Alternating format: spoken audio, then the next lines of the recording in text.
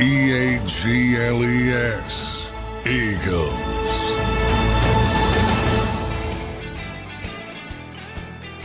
And welcome in, everybody, to a Wednesday edition of Birds 365 here on JAKIB Sports as we inch closer to the NFL playoffs Wildcard weekend set to kick off this weekend. The Eagles will play at 4:30 on Sunday at home versus San Francisco 49ers. The anticipation is building in the city. I can feel it through my studio walls. Welcome in, everybody. I'm your host, Zander Krause. That's my co-host, John McMullen. J-Mac, how you doing on a Wednesday morning, my friend? Doing pretty well. Pretty foggy out. Yeah, very foggy. I don't know if that's good or bad. It's getting a little bit warmer. Maybe you'd want the 49ers to face some weather adversity, but it looks like we're going to get a break, at least as far as that goes, and it's going to be pretty mild for January in Philadelphia. So, yeah, it's probably not the best thing this week. Yeah, no doubt about it. I'm looking at the weather now. It says, by the way, today, speaking of the fog, in my area, it says the air quality is unhealthy for sensitive groups. I don't know what that means, but that's what the fog is looking like. It does say rain, John, Friday, Saturday, and Sunday. Now, I don't know how much it rains and impact. You had some rain, in that Buffalo game a couple weeks ago, but it does say the high is 54. I mean, in mid-January. Yeah, and I think it's going to rain early Sunday, and it should be out by game time if it holds. It's still early in the week. That's what it should come from me. Yeah. If it holds the forecast, and this is a long time for a forecast to hold, but if it's mid-50s at kickoff or over 50 at kickoff and the rain has stopped, I mean, that's as good as you're going to get in Philadelphia in January. So, probably, San Francisco, you'd prefer them to maybe face one of those. Although I don't like wind no matter what. Yeah, I'm looking at the wind now. It doesn't look like it's going to be too bad. It says 7 to 13 miles an hour, so still a big range. And the gusts are up to 28 miles an hour. Now, I don't know how, again, this is weather. You guys know how that can be. It's not the most reliable thing in the world. But we'll see how the weather is for the game this weekend. Johnny Mac, as we inch closer, you talked yesterday to Vic Fangio and Kevin Patullo, getting closer to this football game. John, one thing I was doing before I asked you about those guys is yesterday I was sitting back and thinking about the collective last 5 years. And I've been guilty of this too, guilty as charged. But I think at times here, people have, I don't know if you want to dub it Hertz derangement syndrome or Sirianni derangement syndrome, but man, these guys have had some serious success. Now, it's not to say it's all perfect. It's not to say that there's nothing to criticize here and there. But, I mean, you look at this coach and this quarterback and what the team collectively has accomplished. Pretty impressive where they are right now going into their 5th straight playoff appearance. And, many people around the league feel this team has one of the best shots to go back to the Super Bowl. Doesn't mean they will. They still have to do it. But pretty impressive run this team is on, J-Mac. Yeah, and I think most people lean on that playoff success and playoff experience because they haven't, on the field, especially offensively, they haven't been as consistent as one would like. So you're kind of almost assuming, well, they're going to turn it on a little bit in the postseason. That's what I'm assuming, and we'll see if it shakes out that way. I think this is a great kickoff point because of the injuries for San Francisco. Opportunities. I mean, they have no linebacker. Tough to play with no linebackers. Yeah, man. And, I just don't see it. So it becomes, well, they still have a good offense. They still have Kyle Shanahan. They still, have all these things. And can they score 30, 40 points and turn it into a shootout? Maybe that's the way to win. I don't think that's going to happen. So then you start looking at, well, how do you steal games? And you mentioned we talked to Kevin Patullo. We talked to Vic Fangio. We also talked to Michael Clay yesterday. And that's how you win the game if you're San Francisco. They have pretty good special teams units, and you got to make plays on special teams. It might be a punt return. It might be a kickoff return. It might be a block. It might a million different ways. That's how I think their path to victory is. And look, it's possible. It's happened in the past. They won a playoff game in the past on special teams, keeping it close and beating Green Bay a few years ago. It can happen. Yeah. But that's never. You'd much rather be in the Eagles' position of where they are. And again, PFF. I know people love it. Second best special teams group in the NFL, according to them, San Francisco. So if I look at how do they win this game, how do they upset, got to be something on special teams. They got to make a play on special teams. Yeah, I think that's actually a good point by you, John, to see how that special team. There is 3 phases to the game, and they all count, especially in the playoffs. Interesting point there, John. The other point that I think is valid, and you look at it like the game within the game. Like one thing we've continued to talk about, even since the postgame show this past week, is Vic Fangio versus Kyle Shanahan. Those are the two, coaching masterminds. Vic's obviously defensive unit is the crux of the Eagles, or the backbone of the Eagles, if you will. Same vice versa for Kyle and his offense. I think the game within the game there, John, is how well can Vic disguise the weaknesses on the Eagles team. There's not many of them, but Adoree Jackson. Like if I'm Kyle Shanahan, and this is what I would think, I think he's going to look at wherever he can find a weakness on that defense and how can he take advantage of it, to the highest extent. And that's Adoree Jackson. Maybe it's the other edge. I mean, I think the edges have been playing much better. But that's kind of how I see it. I think overall Vic is going to have a pretty good system, but that safety in that second corner, I think, is what Kyle's going to try and attack, and how well will Vic be able to disguise that, or give it enough help so Kyle can't take advantage of it. That's how I see it. I'm not sure what you think about that, but that's kind of the game within the game to me. Well, I think everybody, because I do think this is the best defensive coach against the best offensive coach. So I think that's it's very enamored. Plus, they like each other. Plus, Kyle wanted to hire him. But, in 2019, Kyle was one of the guys who was asked the question, who's the toughest defensive guy to deal with? And he said Vic Fangio. You heard Vic talk about Kyle yesterday, and glowingly as Vic will talk about people. Vic loved San Francisco when he was there, which Jim Harbaugh. Got to talk about John Harbaugh. Yeah, we'll talk about that. He loved his time in San Francisco, had some great teams. In fact, we're talking 2011 to 2014. That's really where he became the guy, when he was in San Francisco. They were great for 3 straight years, made a Super Bowl, didn't win it.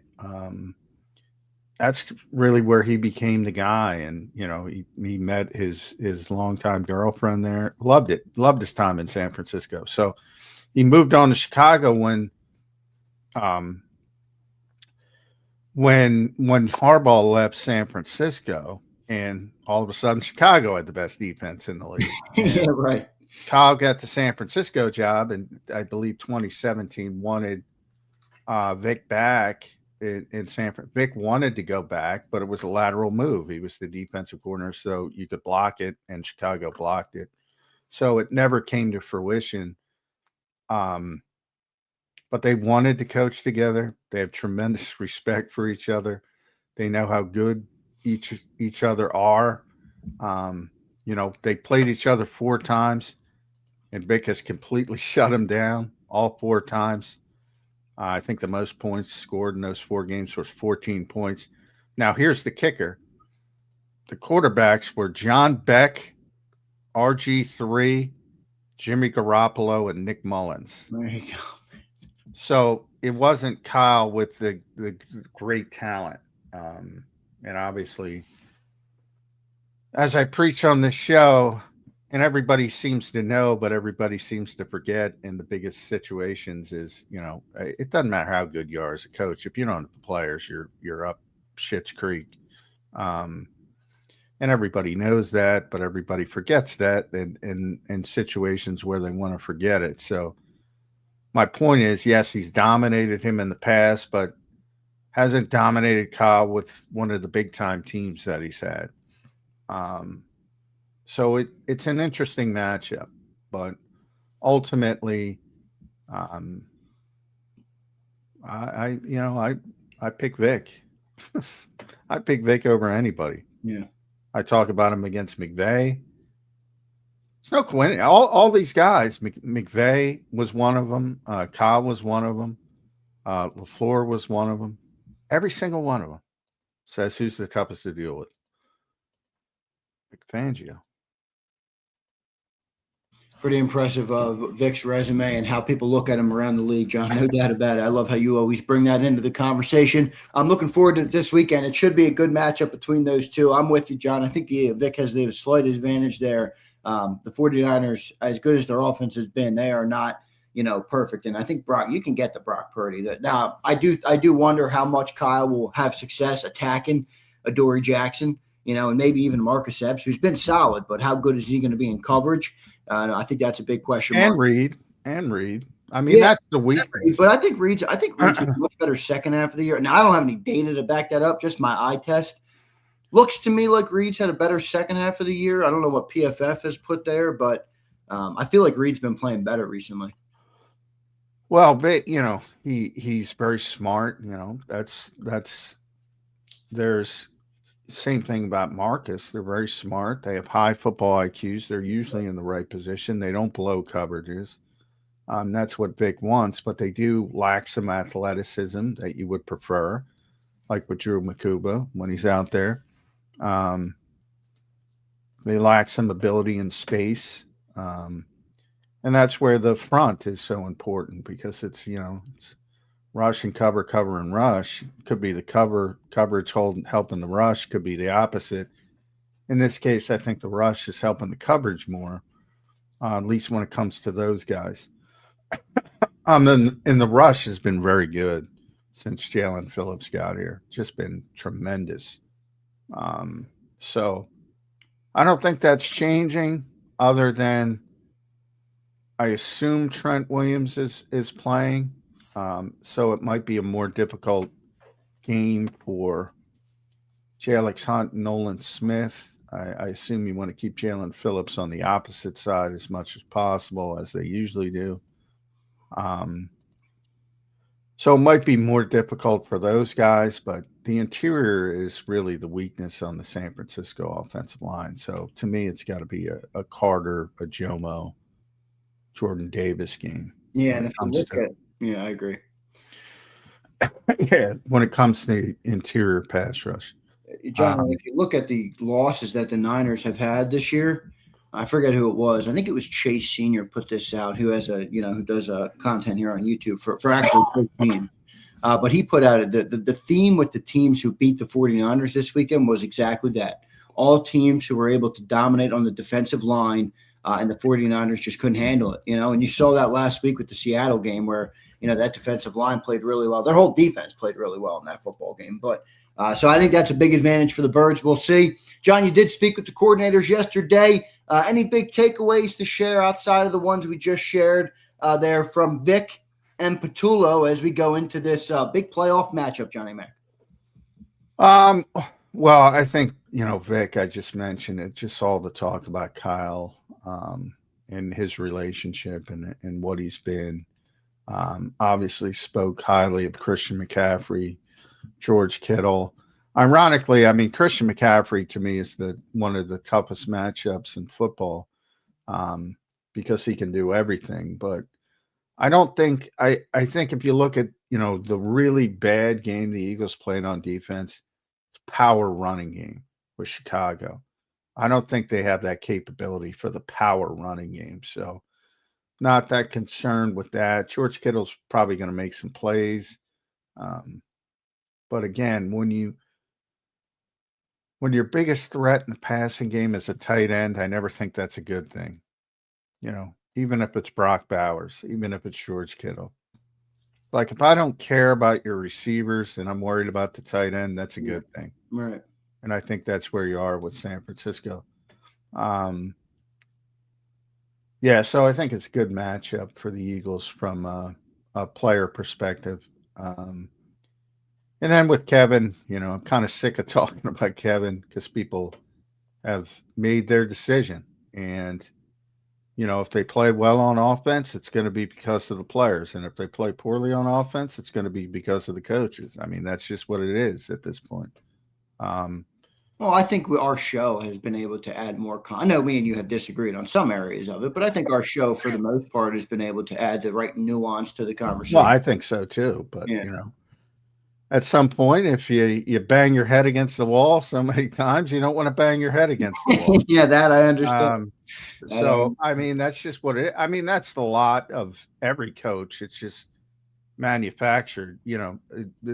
That's always the interesting part. I guess I'll go on my pet peeve. That's always the interesting part to me. It doesn't matter even coaches they like. Most fans, I'm talking, not all fans, but most fans, like Vic or Jeff Stoutland, it's still the same with them. And you've seen it more with Jeff Stoutland's a better example because the offensive line has had a poor season by their typical standard. Real quick, before you say that, I saw PFF put out their thing going into the playoffs. Eagles have one of the best offensive lines by their metric going into the playoffs. Oh, yeah. Well, I go by their standard. Has had a very poor season compared to last year. It was like 7th in passing and 12th in running. Yeah. It's not bad. It's not a bad offensive line. It's bad compared to what the Eagles usually have at offensive line. But I mean, that's just the nature of it. Look, Mike's coming up. Mike's the one who hit the nail on the head with this. For all coaches, most fans don't want to blame their players. They don't want to blame their favorite players. Now, there's a few guys they go down the route of, all right, I don't like this guy. This guy stinks, and they're okay with it. But for the most part, they want to protect the players, and they don't care about the coaches. So it's just sort of natural to, when things go well, it's because of the players. When things go poorly, it's because of the coaches. When in reality, when things go well, it's because of the players mainly. And when things go poorly, it's because of the players mainly. That's fair. But, I mean, it's pretty obvious. I think everybody, if you take the names and faces and jerseys and think about it logically, everybody would agree with that. But when you put the emotion, and again, as Mike says, and I'll let Mike talk about it, it's, nobody buys the jerseys of the coaches. It's very true. Speaking of Mike, we're going to get to him in 1 second here. John, one super chat we'll get to. Good opening of the show here today. Getting closer to that playoff matchup. Good weekend of football, everybody. And it starts tomorrow night. If you're into college football, you got the Fiesta Bowl. You got Miami and Ole Miss tomorrow night. And then on Friday, you got the Indiana game. And then Saturday, the NFL playoffs kick off. So it should be a good next 5 days starting tomorrow of football all through Monday night. Here's Nyla. In reference to the heated debate, I assume referring to our debate yesterday, John. Why is John? I don't think it was that heated. No, it wasn't. Why is John always so absolute about this? In my opinion, bad plays can have good results, and good plays can have bad ones. I think that's fair. Well, how many times? Why do I get so absolute? How many times have I fucking said that? I talked about decision making for 20 minutes beyond football. Like everybody can Google. I talked about it for 20 minutes the other day. And what I said is good decisions don't guarantee good results. And you can make a bad decision and get a good result. That's why successful people focus on the process. Because the more good decisions, you're increasing your average of getting good results. Right. I said that little thing, and you got this guy ripping me. And I say that exact thing all the time. So if you wonder why I get incredulous at times, here's a perfect example. How many times have I said that, Zander? You do say that a lot. We need a chapter in the Johnny Mac book about decision making, J Mac. I think you could shed some light. I can tell you've either read a lot of books in your day or done a lot of studying or whatever the case might be. I'm sure you're well-founded in your knowledge there. Good stuff. Let's get to Mike Gill here on the show. I want to welcome and thank everybody for being here. Don't forget to hit the like button. Playoff week, everybody. Get fired up. It should be a good one this weekend in Philly. Let's bring Mike Gill on now. You can follow him at Mike Gill Show and subscribe to his YouTube channel. Listen to him on 97.3 ESPN down the shore, 97.5 The Fanatic in Philly. Big Mike, how you doing this Wednesday morning, brother? It's playoff time. It is playoff time, which means you're either 1 week away from talking about the offseason or continuing this journey on, and who the hell knows what this season. It has been something.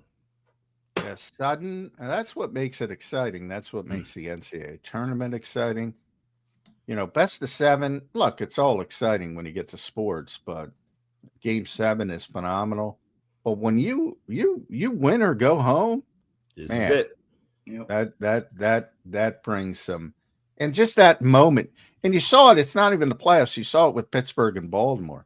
It's that moment at the end of the game. You got a field goal. Baltimore's going to win the game. Everybody's like, yeah, it's a 40, but they're going to win the game, Mike Gill. And then bang, right off the foot, you could tell it's not. And just the dejection. And all of a sudden, a couple of days later, John Harbaugh's out after 18 years. You talk about win or lose in stakes. Think about the regular season, and it literally comes down to the final play of the final game for the final playoff spot. Yeah, the script writers got it right this time. They got it right. Yeah. That was a good ending. It was an interesting regular season that was filled. You know, yesterday we kind of like went through the 4 quadrants of the Eagles season. You had 3-game losing streaks, 3-game win streaks, 4-game win streaks, 2-game losing streaks. I mean, there was just no rhyme or reason. It seemed like either the Eagles were bad or they were good, but not playing good. There was never a stretch where they were like, now it looks like they're churning and burning. Right. It looks like they're getting this thing going. And maybe they're just waiting to hit that peak button at the right time, because we were looking through that schedule. Now you had the Raider game and the Commander game where they won back-to-back and ended up winning 3 straight. But it was like, well, it's the Commanders and the Raiders. So even those weren't like feel-good wins. There was really those first 4 games at the beginning of the year. You had Dallas, Kansas City, the Rams, and I forget who the 4th one was. But those Tampa Bay. Well, 3 of those 4 teams didn't make the playoffs this year. Yeah. So even when you felt pretty good about those first 4 games, looking back, well, you beat 3 non-playoff teams to start the year. So I don't know what we learned about the team through this journey, but I do think yesterday we ran a poll on my show about how far the Eagles could go, and 40% said they think they're going to end up in the Super Bowl. So I was a little surprised by that because it feels I'm more surprised like it was that low, to be honest. That was like 40, 27, 20, and then like one and done, I think, was about 9%. So I think most people think they're going to win this game. But I do feel there's a lot more trepidation than excitement. You? No? You know, Mike, I think people are defaulting into that the last time we saw them in this moment, you know, they won. And you look at the playoff picture this year, and John's talked about this extensively. I mean, if you look at their playoff run, they had the Packers, then the Rams, then the Commanders, who, you know, in hindsight maybe weren't as good, but at the time looked really good. That might have been a harder playoff run than what you might have this year with the 49ers and then potentially the Bears, you know? So I feel like people still have confidence because the team has won in the highest pressure moments, Mike, and they've been pretty damn good at it. I mean, Hurts is 6-3 in the playoffs. They've never lost a home playoff game with Nick and Jalen. It's pretty impressive. So one of the things, and everybody obviously talking about their decision to rest the starters, and it's like, well, no other team did that. Like the Eagles were the only one that played it safe. To which I would say, Green Bay played it safe. Green Bay started. Well, Green Bay had nothing. Green Bay could not move up or down. They were stuck there. So they had literally nothing to play for. But I said, well, why, if I'm Nick Sirianni, I've won a Super Bowl. The only other guy in the field to win a Super Bowl is Sean McVay, and I've beaten him every single time. Why do I want to emulate what these other nitwits are doing? Exactly. I'm doing. Exactly right. I'm the guy. I'm the defending Super Bowl champion. You guys want to take notes? Take notes of what I'm doing. I'm not going to do what Matt LaFleur's doing. What the hell is that guy won? Why would I do what Ben Johnson's doing? Or, you know, Mike McDonald? But Mike, the same, and I agree with what you're saying, but if you put it out there to the ether, the NFL ether, who's a better coach, McVay or Sirianni? Everybody's taking McVay. Yeah. McVay or Shanahan or Sirianni? Everybody's taking Shanahan. Absolutely. Even LaFleur. Well, even they're the better LaFleur. offensive minds, but that doesn't mean they're the better overall coach. Yeah, Well, but I agree with that. I think the you know the casual or the fan who watches every week and really is into it. There's a belief that if you are this great offensive mind, therefore you are the best coach. Like, for whatever reason, in the society that we live in, offensive success trumps everything. You could be this brilliant defensive guy, but no one really thinks of that as this great head coach. It's generally the guy who's the play caller, this offensive innovator. They've always been the ones that kind of when you got Bill Walsh putting in his West Coast offense and Seifert takes over. It's always looked at as these offensive innovators as great head coaches. And that's why a guy like Sirianni, the question's always been, well, what does he even do? You don't hear a lot about you don't get excited about the guy who's the defensive head coach. Like right now, if somebody's hiring a head coach and they're mentioning a defensive guy, I think people are kind of it's like drafting an offensive lineman in the draft. You need it. It's probably the way to go, but it's a little bit not sexy and exciting. So these offensive play callers have always been the star head coaches.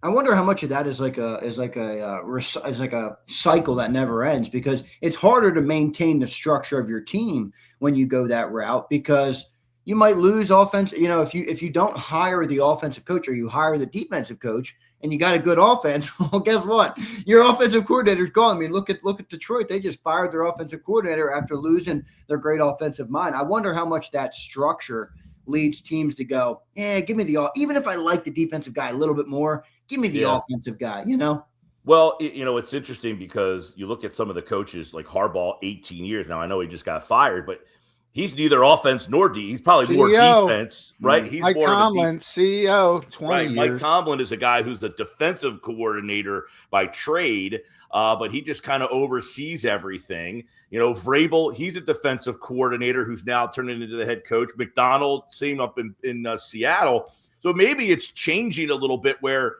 I would say the guy who's the play caller lacks attention to detail because they are so fixated on having to call every single play in every single moment, and you just can't be ready to call the play, also know the clock situation, when to call timeout, blah, blah, blah, blah, blah. It's hard to compute all that. Yeah, that's been Kyle's bugaboo. That's been his bugaboo. Yeah, you look at what is happening. What game was that this year when the Eagles were on? That was LaFleur. The Packers? LaFleur. And they show the Eagles are driving, and they show LaFleur on the sideline, and he's back on the iPad, not even looking at the game. John, I remember you tweeted about it right in the the moment. I saw it too. Yeah, I mean, that's part of how many of these guys? There's a lot of guys that are like that, though. McVay, when he was with the Rams and he had Wade Phillips as the defensive coordinator, that's exactly what I was going to bring up. Paying attention at all. He would go sit on the bench when the defense was on the field, when Wade Phillips was there. Right. He would go and sit that's on where the bench. I think the NFL fans grew up, most of us I'm 48, I'll be 49 in a couple weeks, actually. Grew up in an era where there was a lot of innovative things happening with the offenses. The offenses went from these, running attacks, which was like if somebody threw a pass, you were just mesmerized, to then in the 80s and early 90s, it started to become these West Coast offenses where they started to throw the ball a little bit more. So these offensive coaches began to gain some notoriety because of their, they were changing offenses. So I think that we all just associate these offensive minds as these great minds, but that doesn't mean they're great head coaches. All right, well, Mike, this weekend you got a battle of a great offensive mind, arguably the best in the game in Kyle Shanahan, and a great defensive mind in Vic Fangio. Your early thoughts, man, on this game coming up this weekend, Eagles 49ers in Philly. Weather should be pretty good, man. Looks like it's going to be 50 degrees, maybe a little bit of rain. We'll see how that holds up. What's your early thoughts on this wild card matchup for the Eagles? Well, I think it was last week I was here and I said the matchup on offense that would bother me the most is San Francisco because they've got McCaffrey and they've got Kittle, and that's two problems that you only have one Cooper DeJean. So how are they going to match up with McCaffrey? How are they going to match up with Kittle? Now, the positive of that is they don't have a lot of weaponry on the outsides, so you should feel pretty good with Quinyon Mitchell and whoever he's, if it's Jennings, Pearsall, if he ends up coming back to play, and Adoree Jackson. So you should feel pretty good on the outsides and not giving up the big plays downfield. But going to be a lot of interesting matchups in the short intermediate passing game. Their offensive line, is Trent Williams going to play? That's a big difference maker. I mean, it's akin to like not having Lane Johnson. When he doesn't play, that's a mess for them. When he plays, that solidifies a lot of stuff. So that area is definitely interesting. You flip it over to their defense. This reminds me a little bit of like the game when Philly played Chicago. It was like, well, Chicago's down to like it's 6 linebackers. Well, that didn't go so well. They still couldn't move the ball on Chicago. That being said, I think Chicago's defense as a whole has better talent than Chicago, but Chicago runs a very complex scheme. Saleh, very good. I'm sure you guys have heard by now his success against Jalen Hurts when he was with the Jets. He struggled in that game. But they just lack outside weapons at corner. They're not great there. Their linebacking core. I mean, they signed Kaiser White yesterday, and he might have to actually play in the game. They're playing Edric Kendricks. 18 sacks this year, San Francisco has. Worst in the league. Worst in the league. So they don't get a lot of pressure. They don't have a lot of talent at linebacker, and they're not great on the corners. If Kevin Patullo can't get something going this week, you might have to go find a new line of work, man. I mean, this is a defense that is just handed to you. If they lose this game, he's going to be out of a job. Now he'll get another job, but not. I would ask this question, John. Obviously, Patullo and the offense has not lived up to any expectations that anybody had. I think if you thought Kevin Patullo was going to be 32nd of 32 play callers, I think you'd still think they were better than they were, would be better than they actually were. He has been, and I haven't really blasted him too much. You look back and just say, I don't understand how you could be this bad with this group of guys. I mean, I know we're saying, well, a lot of these guys have taken a step back. You can't be this bad. There's bad teams in this league who are better than you with the guys you have. See, that's where I disagree. That's where I disagree. Dude, I'm not a big kill the coach guy, man. There is, and I know you're not, and that's the point. It gets to a point where perception becomes reality. Last week, okay, you actually felt better about the backup offensive group than the backup defensive group. Like the backup defensive group lacks a little depth. You're like, who's going to play safety? Yeah. But they didn't. You know how it works when you don't have offensive linemen. I mean, I get that, but they are. But the game is here's 17. And I know, Mike. You watch other teams. Yes. I think if I point out to you Cleveland and the New York Jets, they're bad. And the Las Those Vegas two teams Raiders are bad. and the Tennessee Titans. No, I'm going to keep going. A playoff team, the Los Angeles Chargers, the Minnesota Vikings, the New York Giants, the Miami Dolphins. Those are the worst offenses in football. Those are the worst offense. They are not close to having the worst offense in football. Again, the expectations of what they should be because of the talent level they have and because of what guys are paid. Would you say this is a middle? Are they a middle of the pack off? Are they even middle of the pack? Well, advanced numbers, EPA would tell you yes. They are 12th or 13th. If you look at PFF, they have them. I'm looking it up right now. They have them at 11th. They are the 9th worst yards per game team in the league. Vegas, Tennessee, Cleveland, Jets, Minnesota, all the teams. And again, if you look at, and that's why they're higher in the advanced numbers, because what knocks them down from a total yardage standpoint, which I think we can all agree is not the best metric, is the fact that they are dead last, 32nd in the league in 3 and outs. So the weird part of this team is that 30% of the time when they're awful. They're awful. They're Yeah, legitimately they're really awful. But the other 70% of the time, they're very efficient. It's and a very the interesting weird part team. about that, I said this yesterday on my show, which was, I'm not even asking you to score points. Like, how sad is that? I'm not even asking you to score.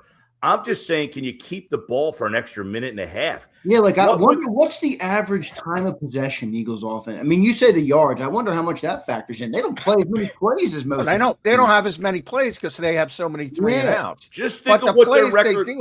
Just think of what their record would be. That's what I'm saying. Just think of what their record would be. I'm not even asking to score more points in some of these games. I'm just saying if they didn't go 3 and out 30% of the time, and you cut that down to league average, they probably win. They probably win 14 games if they just could get an extra first down. I agree. So how could you be so goddamn inept that you can't get a first? John, I'm not even asking the guy to get me more points. I'm just saying hold the ball for an extra minute and a half. Okay. That's not asking a lot. It is not. But again, why do we say, all right, this guy's got like a joystick, and make sure these guys are performing at a level. And I've said all along, their offensive line has been a problem. Okay.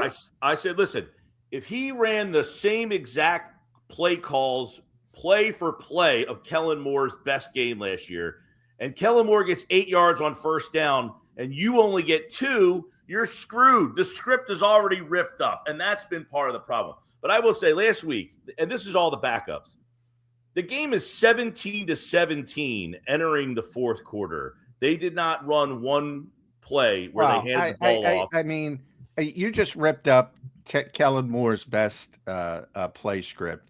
I agree with your sentiment. If you don't accomplish, if you get 8 yards on first down, as you explained, versus 2 yards, it's already out the window. Yeah. Throw week 18 out the window. Everything about it is fucking meaningless. I agree with that. But last week, okay, you got a guy, his last carry, he gets 13 yards on the carry. Who cares about Tank Bigsby? I'm not, take Tank Bigsby out. If I'm the guy calling the play, I'm saying the game's 17-17. I got a backup offensive line and a backup quarterback, and I'm going to ask him to throw the ball 15 straight times? I mean, how could you be so obtuse? Have you ever even considered that maybe they want to look at Tanner McKee in certain situations? After I watch him in the first half, I don't want to see any more of him in the second half. I had enough. Everybody who wanted that kid to play, you all should be ashamed of yourself for even suggesting that you want to see Tanner McKee. I think again, the people who think that Tanner McKee was better than Jalen, I hope they've had a come to Jesus moment. Oh my God! That was a very small group, and I hope they've had that come to Jesus moment. But my point, and that's why I say throw week 18 out the window. It's like nobody's playing. None of those guys are playing. It has no relevance moving forward. Whether they run the ball on third and one or the offensive play caller, unless you're suggesting that they just told him, have him throw the ball because we want to show him off. Okay, maybe that's the case. So I'm just going to rip it every single throw in the fourth. The game got to the fourth quarter. You didn't see enough of him by then? Well, I mean, that's a different conversation. I mean, I don't think Tanner McKee's nearly as good as most Eagles fans think he is. I think he's a fine backup. I mean, when Mike explains it, though, it is perplexing. It's almost like they were trying to lose the football game. I mean, 17 straight minutes. They don't. I don't know. Here's a perfect example, because I asked Kevin the question, and I knew it was going to go badly for him. I asked him a question a couple weeks ago about it was running the football, and he made the comment, sometimes you run the ball to run the ball. And boy, did he get shit on. And I knew he would. Now, it's common fucking sense, but you can't do that as an offensive coordinator. You have to be able to manipulate. Every team in the NFL runs the ball to run the ball on occasion. You got the same people. I actually didn't have a problem with what he said. The problem I have with what he said is he doesn't do it. He doesn't set shit up. He doesn't. It's a wrestling match. Okay, you tell but a before we get to that game. point, you want to run the ball just to run the ball. Set something up. He doesn't know how to do it. All right, There's but no setup in the offense. that's fine, Mike, because you're taking a more broad-based approach. I don't have a problem with you making that criticism, but I'm talking about the people who made that criticism. I'm not talking about you specifically. I'm talking about these the way people, he came out of his mouth makes him sound like an idiot. Yeah. That he's an idiot because he wants to run the football. And then these same people are saying, well, it's 3rd and 1, run the football. What? You're going to run the football to run the football? No, but because it's 3rd and 1? The scenario that I would ask you. That's my only point. The first play, he throws a pass to Kylan Granson, 6 yards. It's now second down. It's now second down. It's now second down and 4. Hey, you know what? Second down and 4. Let's take a shot with Bigsby. He just got 13 yards on his last carry. If he gets us 1 yard, it's still 3rd and 3. You can then say we have a play for 3rd and 3. Instead, he asked him to throw the ball again and then again. You're asking the backup quarterback with the backup offensive line to – so unless they're trying to showcase him, he can't figure it out, man. 18 weeks into the season, he can't figure out how to set up a play. And again, I'm kind of behind the 8 ball from the perspective, and I told Zander this yesterday. I didn't fucking rewatch that game. Why didn't I rewatch the game? Because it doesn't fucking matter. And everybody's making it out to be, oh, you got to make this on this.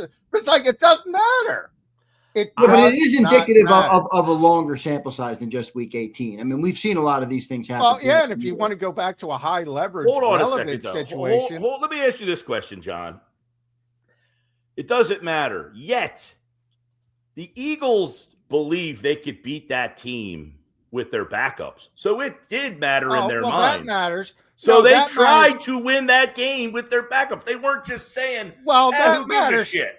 That matters from a hubris, an overconfident standpoint. I think that's very fair. If you want to go that route to criticize Nick Sirianni and the Eagles and everybody involved with that decision, I think that's a very valid point. Now, I think ultimately they knew they could lose. They thought they would win because they had so much confidence in their backups and really lack of confidence in Washington, although they would never admit it.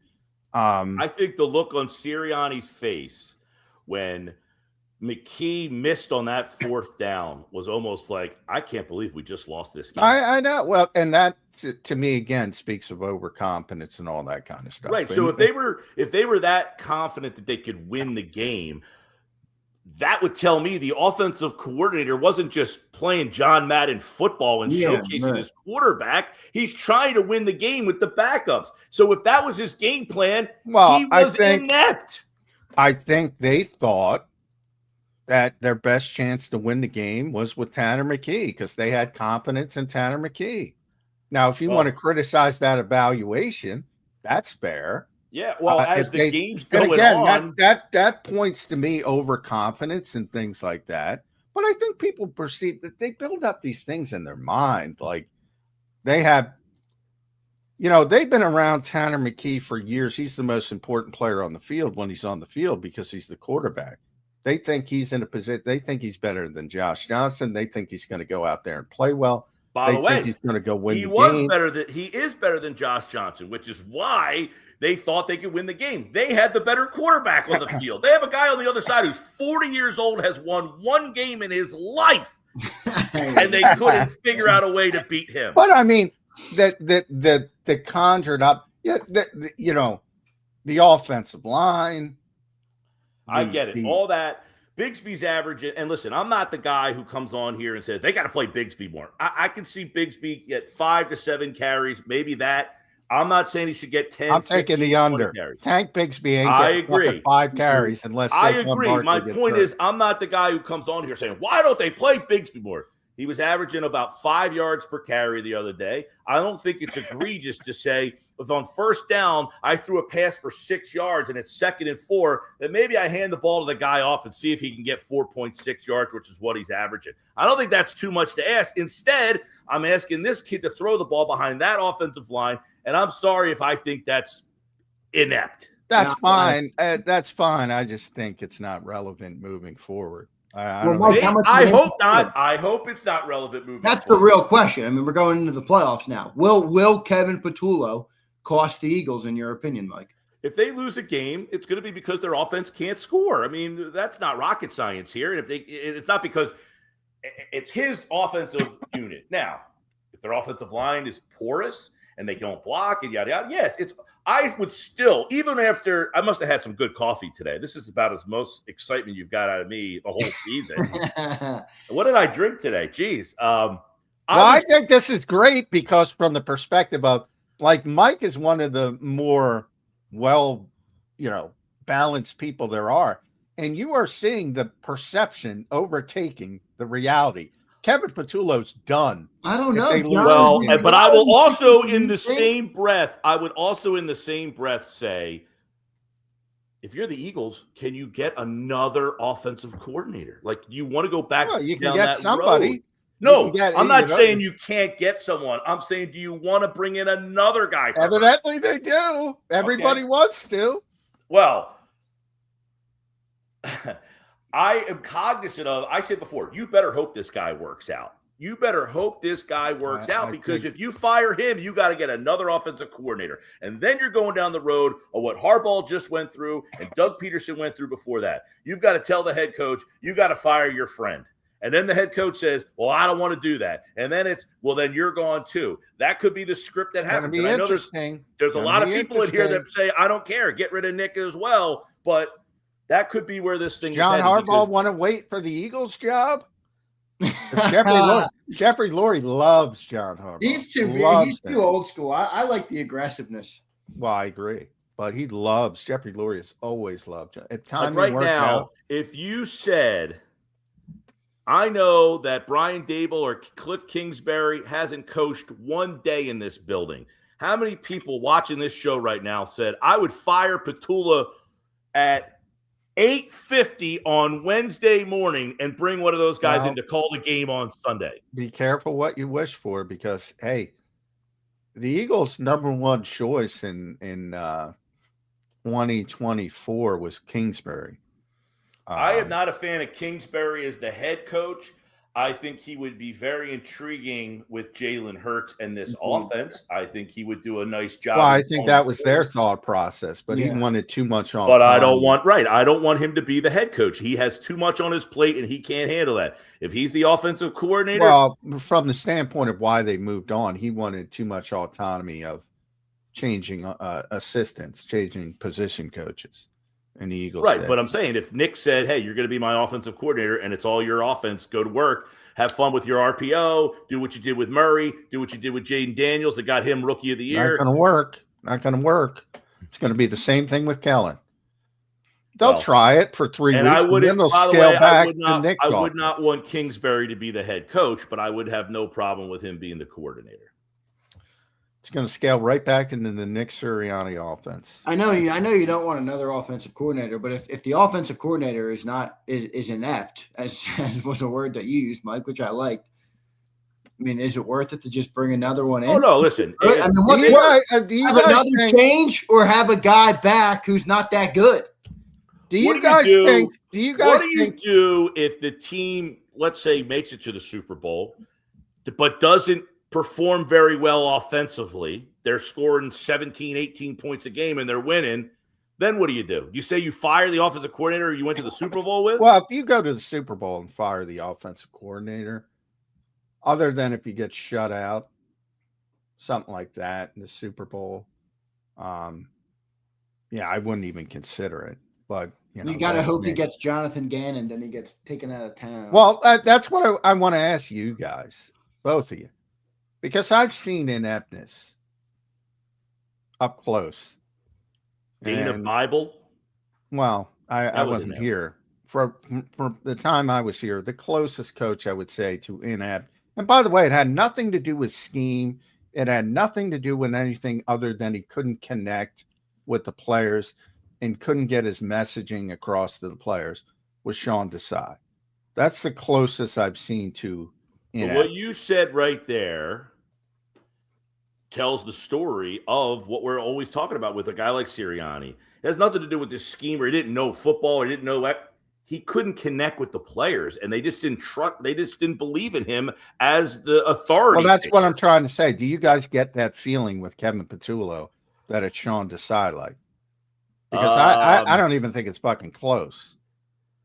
So that's why I don't have that towards... feeling that they just don't respect him or think that. I feel like they're almost like, man, I really wanted this to work out, and it's not. Hasn't Nick made a couple comments, John, that's made you wonder that? I mean, someone brought up to me the other day about a Nick comment about, sometimes I got to intervene or something like that on play calling on the headset. And, sometimes I roll my eyes or something to that effect. Yeah. I mean, he said it a couple times. He goes to where he believes the team needs the most help. Like a couple years ago, it was Michael Clay. They were struggling on special teams. And this year, obviously, it's offense. And if he ever stuck his head in Vic's room, he'd get the door slammed in his face.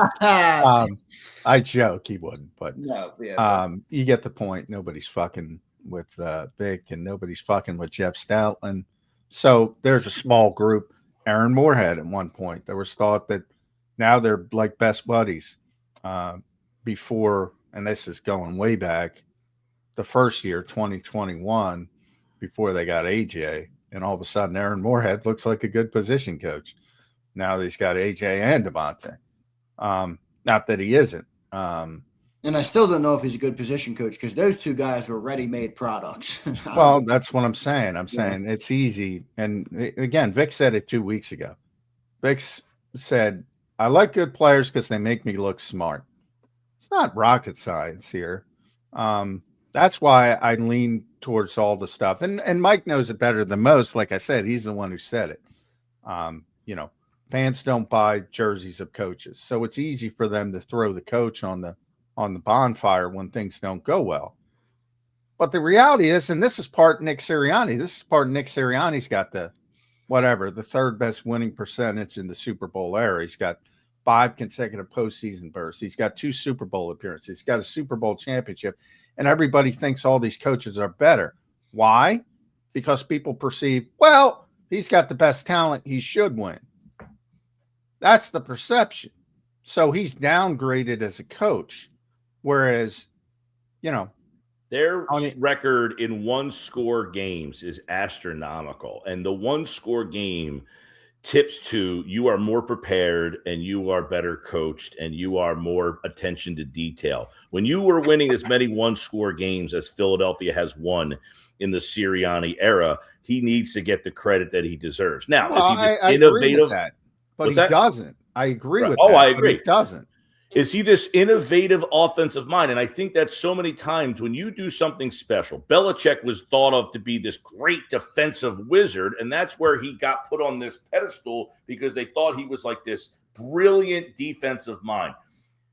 The guys who truly are thought to be like innovative that change something, Sirianni's never going to be credited for changing anything for the most part, other than the perception of maybe what the head coach is. And it's a guy in 2026 that the players need to respect that guy. They just said John Harbaugh maybe lost the room. There were players who just didn't want to play for him anymore. You have to want to play for the guy to give your best effort and believe when he says in week 18, we're not playing because this is best for the team, that they all buy in on that. And it's not, well, why aren't we playing? We can get the 2 seed, or why can't I go get – now, I thought playing Devontae Smith last week was kind of a bad look. Yeah, well, because it kind of goes. I think it looks contradictory to people, but again, I don't think people are looking at. Yeah, exactly. I don't think people are looking at the numbers game from a roster standpoint. Certain guys have to play because it's not a preseason game. Well, he's not. They only have 53 guys. They had to rule out 6 or 7 guys that were injured to begin with. And then obviously there's certain guys they weren't going to play, starting with Jalen Hurts. Devontae, they only had 3 receivers besides Devontae. So he was always going to have to dress. He was always going to have to break play. Glass in case of emergency. Yes, and then get him out as quickly as possible, which he did a good job with. Two plays in this season that I think have been overlooked entirely. Okay? The first play of the season, Ben Van Sumeren gets hurt on the kickoff. No one thinks much of it. It's whatever. They had to rip out an entire page of their playbook because of him going out. And then Johnny Wilson getting hurt, which no one gave two shits about until talk about it all the time, man. All the plays that Wilson is a part of that they can't run, we don't think about those because and this goes back to what I'm saying about we only care about the guys who make plays and have stats. The guys who don't make stats, when they go out or nothing happens, we just don't. And that's what the head coach is. If the coach doesn't have an offense that dials up 400 yards in an offensive game, I don't want that guy. He stinks.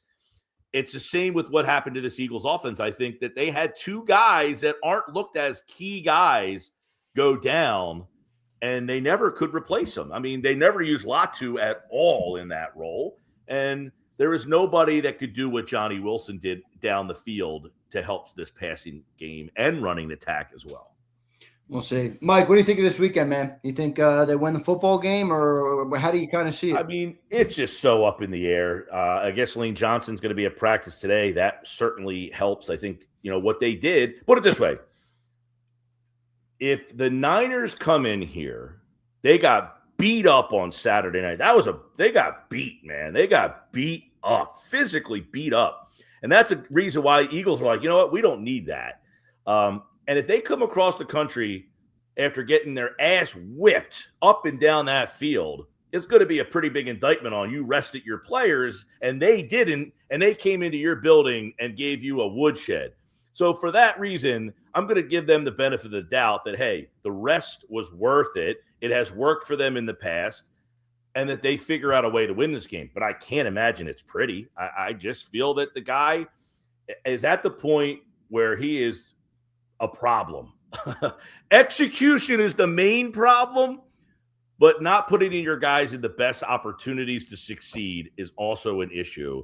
They'll win close, ugly, and we'll have a lot of fun talking about Kevin whatever Patullo is screwed because he has lost Mike Gill. Yeah, Joe, I think you might be right, brother. He is screwed. Well, I don't know that he ever quit. I said from the get-go. No, I don't mean he won, but Mike is more balanced. And I said from the get-go, listen, you can't win the Super Bowl and then give the offense to a first-time play caller. That's just malpractice because there's two things that could happen here. One, he sucks, which sadly you've now entered that realm. And two, he's really good, and then he gets hired right away, and you're back to square one again. They needed an offensive coordinator, much like Vic. I don't like those absolutes, Mike, because there's a lot of shitty veteran play callers. I agree. There's a lot of good, innovative, and again, not all the young guys are good, but there are some good. I'm not saying that it's fair to say, hey, he was the best. If he was the best candidate, great. I can't imagine they thought he was the best candidate. And you're putting a team that just won the Super Bowl in the hands of somebody who's never done this before. Well, it's in that the thing that frustrates me, and Nick can say it a million times, and he has, to his credit. He doesn't run away from it. This is fucking Nick Sirianni's offense. So it's in the hands of the same guy who won the Super Bowl. Mm-hmm. I mean, yesterday, the lack of autonomy. Like if you hate the offense, and believe me, I get why people hate the offense. It's boring, it's conservative, it's risk averse. I've said all these things a million times. You got to go to the head coach before you get to the offensive coordinator. The offensive coordinator doesn't have the autonomy to change things. He's getting handed. Now he's got a big part of it, but he's got to do what Nick Sirianni wants when it comes to the game plan. So he's getting the Cheesecake Factory menu, but it's not what he wants it to be. That's a tough way to do things. There's no doubt. I would say this. Kellen Moore walked into a Saints team where he had to play Spencer Rattler for half the year and outgained the Eagles. Well, and you saw does Kellen Moore And I know people don't want to look at the Saints games, but they can look. Look at Kellen Moore's offense before Philadelphia. Look at Kellen Moore's offense after Philadelphia. It ain't the same. Right. Exactly. But that's what I'm saying. He was able to do more with less. He was able to do more with less because he was out of the constrictions of do less with more. So almost all of his offenses with Dallas, I had, there's probably a year or two because of injuries, but consistently were better than his Super Bowl offense. And his offense with the Chargers was better than his Super Bowl offense. I mean, just from a production standpoint, yardage standpoint, things like that. Yeah. Look, the Eagles play risk averse for a reason. And if you play risk averse, you're not going to get big offensive numbers. 20-16. There you go, Zander. I like that. 20-16. I got a little bigger. I think the defense has a really good game, man. I think they really suffocate that 49ers offense. That's how I think, again, if this were a 49ers team with Fred Warner and Nick Bosa, et cetera, linebackers, yeah, they'd have a chance. Yeah, they already lost. No. They lost the war of attrition, Mike. This game's over. We got to play it. This game's over. They have nothing. Can you imagine them going down to try to win the game, and Bryce Huff comes up with the big sack to? Well, that's a great story. I would love it from a story standpoint, but it ain't happening. Well, Bryce Huff didn't hit any of his goals to help your trade there, so. No, he's the best pass rusher they got, and they got 18 sacks. So if you're the Eagles, it'll be Mailata, right, against Bryce Huff. You just the whole day you would say, all right, I'm circling 47, and I'm going after him the whole day until he makes a play. Oh, I think the Eagles are going to run. This is a heavy run game. So they got no linebackers, and their defensive front has Bryce Huff as one of their best. Now, Cam Jurgens, hopefully the week helped him. Landon Dickerson, hopefully the week helped him. Saquon Barkley. Take the 4 yards, man. Take the 4 yards. And that's why I say 2017, run the game out, whatever. I have Green Bay winning. Same here. Green Bay's beating Chicago. I had the Lions winning last week. I felt 100%. I said, Dan Campbell is the kind of lunatic that will just go in there and think that this is the biggest thing ever. That we're the Lions, and we can't lose a division game, and we're gonna. And I just felt so strongly that the Lions were going to win that game. And by the way, the Bears, they had the game in Chicago on Monday night or Sunday night. They needed an onside kick to win that game against Green Bay. They then gave up 42. And Jordan Love got hurt. Right. If Jordan Love doesn't get hurt, it's not even close. They needed 42. They gave up 42 points the next week to San Francisco and then lost last week to the Lions. They very well could be like sputtered in on a 3-game losing streak, 2 of the games at home. I think the Bears are getting to that point where we're not used to this. We're not used to high-intensity December games, and I think they're kind of running out of gas here. Yeah, I'm with you. That's my big pick. Green Bay's beating Chicago. I think the Eagles want the Bears to win, though. Would you rather go play Bears in Chicago or play the Rams in Philly?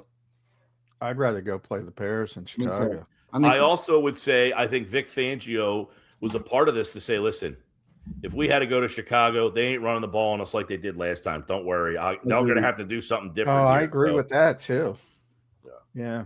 Man, the Bears don't concern me a little bit. Zander can tell you that. Yeah, you've been against them. All right, Mike, your final thought here today, brother, and then plug in. Where can people find you this week, man? You're all over 97.3 ESPN, 97.5 The Fanatic, at Mike Gill Show on YouTube, on all the social medias. What's on the agenda for you as the playoffs are near, Mike Gill? Well, I'm on every day, of course, 2 to 6. You can catch me there. Although, John, our phone system shut down on you yesterday. I know. Josh told me. Right. I was talking. I was talking for 20 minutes, but nobody heard me. I said, "Oh, Mike hasn't interrupted me. That's strange." And then all of a sudden, 2 to 6, and then Sunday, I'm on 97.5 from 10 to 1 before the Eagles pregame show. Oh, yeah, there's a game on Sunday. There you go. All right, Mike, good stuff, man. We'll talk to you next week. It'll either be another conversation like this, or we'll be we'll be doing the talking about Brian Daboll coming in for interviews. Yeah, we'll be doing a little bit of that talk. I like Daboll. I'm a fan of Daboll. I don't know. Is Nick. Not as a head coach, but I like what he did in Buffalo. Wasn't he the guy that benched? He was the offensive coordinator when they benched Jalen, wasn't he? In Alabama? I don't know. You're the Alabama expert. He was. Yeah. Yeah.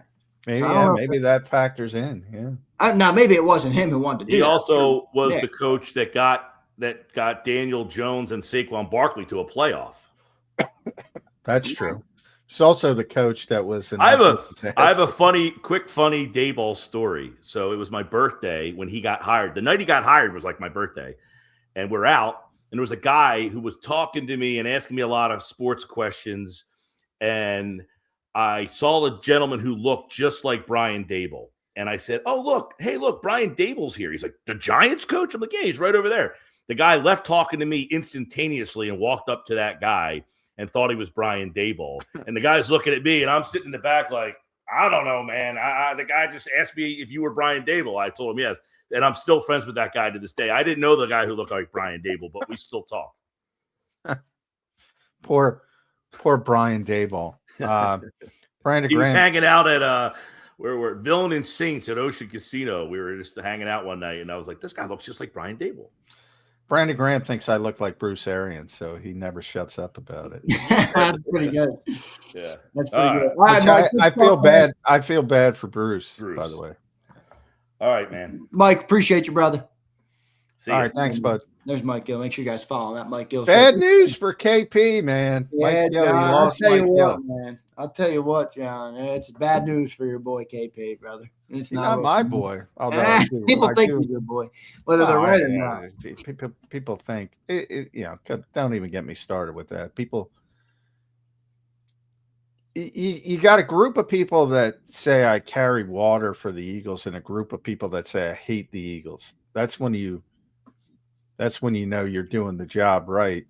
People don't like objectivity. They want to be validated. It's the human nature of people in general. So they want you to have their opinion, and look, I've been long before anybody even knew who Kevin Petullo was. I've been saying the same things. I'm very consistent. You guys overrate the impact of fucking coaches because you want to protect players. It's so blatantly obvious. Nick's a better example because he's the head coach, and he doesn't get the credit he deserves because, well, the talent's so good he should win. So when they lose, where's the consistency? He's only winning because of the talent. Then he's costing them the game when they lose. Where does that make sense at any level? So again, it's just, and it's not unique to Philadelphia. It's every fan in every sport. They blame the coach, even in less environment like baseball, where it's probably the least. If you had to grade the major sports, and I'll stick it to, because I'm not a hockey guy, but I'll stick it to baseball, basketball, football. Yes, coaching clearly has the most impact on football, followed by basketball, followed by baseball, where it comes down to a pitcher versus a hitter for the most part, 90% of the time. So what the hell is a manager, going to do when all he can do is something beforehand? He can pinch hit, he can do this, he can do that. Oh, he shouldn't have done that. He should have that, again, the result. If the pinch hitter grounds out to short and that's the last out of the World Series, he's a fucking moron. If that pinch hitter gets a 2-run single to win it, what a performance by the pinch hitter to come in cold. That's just the nature of it. The nature of being a coach. They all know it. they're all hired to be fired. They all know it. You just saw it. You might have a biggest shelf life as John Harbaugh, but you're getting fired or you're getting pushed out the door. The best case scenario, if you're like a true legend and they mutually part ways, something like that, you're hired to be fired. And it's everybody. Nick Sirianni will ultimately be fired. Can't tell you when, but he will. One day. John, let's get to some super chats here. We got Brandon Lee Gouton coming up in hour number 2. I thought it was a great segment with Mike Gill. We're going to talk to BLG as well as we get ready for the postseason here in a couple of days. I think the excitement is building. I said something at the beginning of the show. I'll reiterate now to our new viewers, and I'm guilty as charged. I think there's a HDS and an SDS out there. Hertz derangement syndrome and a Sirianni derangement syndrome. These guys have had a lot of freaking success. And Vic has been a big part of that as well. But a lot of credit for these guys. Let's see what they're able to do here in the postseason. Skywalk says, hello, John and Z. My football regime is grill a big ribeye, a baked potato, and something green. If they lose, it tastes like a wet bologna sandwich. I'll take the ribeye and the baked potato. I'll take the ribeye and the baked potato. Something green you throw some broccoli in there. I got no problem with some broccoli. Yeah. No, I wouldn't let a football team winning or losing affect the ribeye. Still going to enjoy the ribeye. Yeah, ribeye's fire. I love ribeye. Are you a big steak guy, John? I would imagine. Oh, yeah. Yeah. Oh, yeah. Like everybody's got to be. Yeah, I love steak. All right, here's Crash Out Kev becomes a member. I like that name, Crash Out Kev. I'm waiting for a crash out in the chat. Here's Dante with $10. Dante, thank you, brother. And a $5 chat to follow it up. This reminds me of the Gannon convo and how it bit us in the ass in the Super Bowl. Patullo is just as incompetent. Just as a bit. See, this is a great comment from this perspective. This is a great comment, Dante. Think about what you're saying. Think about it. Just step back and think about it. I know it's hard to remove the emotion from your favorite team. This reminds me of the Gannon convo and how it bit us in the ass in the Super Bowl. I assume, not but. Bit us in the ass in the Super Bowl. Think about that. Narrow it down. Bit us in the ass in the Super Bowl. Bit us in the ass in the Super Bowl. There's 2 teams in the Super Bowl.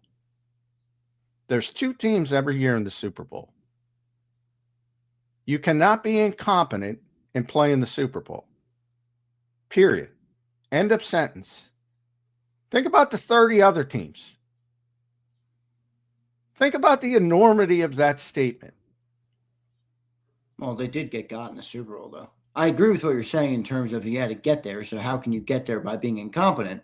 But in the Super Bowl, they did get got. Yes. Somebody loses the Super Bowl. You're not incompetent. Period. So if you want to say he needed to do a better job so guys didn't blow coverage in the Super Bowl, very fair. If you want to say the guy who piloted the second-ranked defense and had 70 sacks, one of 5 teams in NFL history, that's kind of stupid. Sorry. You cannot play in the Super Bowl and be incompetent. It does not exist. Here's Charles. Let's move on. Charles says, does Hertz and Sirianni having bad high school head coaches, is that what that means? High school head coaches for dads give them their tunnel vision for winning. They seem to have focused on the bottom line. That's unique. Okay, I didn't know where you were going with that. That's actually an interesting point. Well, I think, yeah, I mean, Hertz, yeah, they come from football families. I mean, Jalen's dad is very strict on him about ball security. I think that is something that is underreported, and I think it's had a whether you can positive impact or some people consider negative impact. But yeah, I mean, anytime you grow up in that environment, you have a probably more selfless type of mindsets, and I would think and I think they both haven't. Yeah, it probably started very early because of their upbringings, as opposed to somebody who just is good at football or good at basketball or, and is great athlete. They probably don't have that same selflessness of understanding, the team aspect of it. Good stuff there, Menifee. Appreciate it. I do think Hurts' tunnel vision for winning is definitely a special thing. I mean, you look at like a guy, even just like Lamar Jackson, whose head coach was just fired. Maybe I don't know what you thought of that report, where maybe it was Lamar that wanted him fired. I don't know. Lamar's got great talent. I don't think that dude's got the tunnel vision that Jalen Hurts has when it comes to that type of stuff. Now, some people will argue how important that is over other things, but I do think Hurts does deserve a lot of credit for that because he's focused on it and he's brought great results when it comes to winning, John. Yeah, I don't know what's going on. I'm not down there. So, but I saw both. I saw one report that said he didn't want him back and one report that said he did want him back. So I don't know which one's correct, but yeah, I mean, there's an example of an extremely talented player who, game comes pretty easily for him compared to other people. And sometimes from the outside looking in, sometimes you don't have that same mindset. It's when you marry those things, like, Michael Jordan, you have the talent and the mindset. Then you have true greatness. I don't know if he has the other part. But he certainly has the talent point. No doubt. Charles, good stuff. Appreciate the super chat. Appreciate everybody for being here today. We got Brandon Lee Gouton coming up in about a minute. We'll talk to BLG. Looking forward to hearing what he has to say about this game. I feel pretty confident the Eagles are going to win this game. I know people have, obviously have great concern on the offense, and I think it's well-founded considering what they've done this year. But that defense is great. And, John, I got a weird feeling that Jalen Hurts has a really fucking good playoff run. Excuse my French. Well, if he does, it'll be only on Jalen Hurts. Nick will not get any credit for that. Kevin will not get any credit for that. Now, if he plays poorly, it will be on Nick and Kevin. That's kind of my point. If he plays well, he will play well despite. No, I think I would view it, more simply the other way. If he's successful, then I think they have a part in it. And if he's unsuccessful, I think they have a part in it. Well, that's true. Yeah. But I don't think that's the way it's framed. That's the way I would view it. Maybe not everybody. I can only speak for myself. Yeah, that's the way most people frame it as. He will be overcoming poor coaching.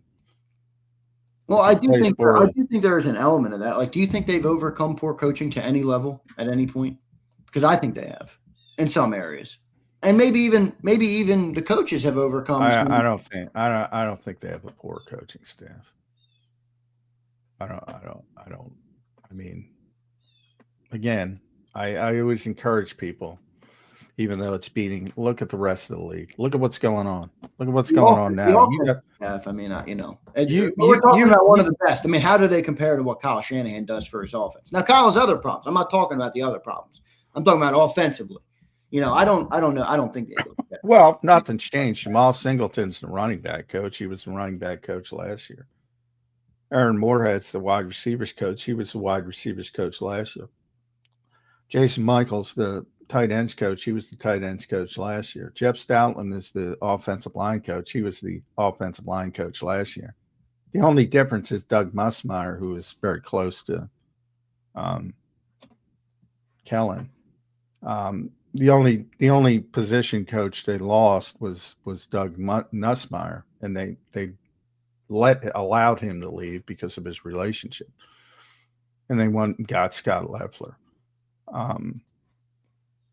That was one of the issues with Cliff Kingsbury. Cliff Kingsbury wanted to change a bunch of those guys, and the Eagles wouldn't let him. It didn't even get to that point. It was, all right, we'll see you. Go where you're going to go, because they valued those they valued those coaches and they were still under contract. So, when you talk about, I don't know if people understand how coaching works in the NFL, but, they break off into their own rooms. What the position coaches are responsible for is the technique and the fundamentals,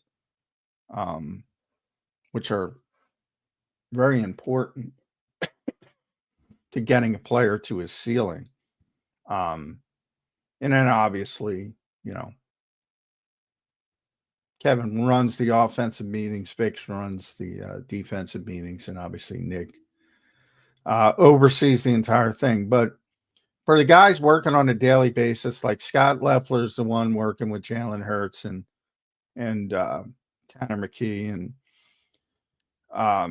Jamal Singleton is the one working with Saquon and Tank, and Jason Michael's the one working with Dallas Goedert and Grant, and Stoutland we talk about a lot because he's high profile. Aaron Moorhead with the great receivers. Nothing's changed from that perspective. But the play has declined for most of those guys. Not all, but most. They're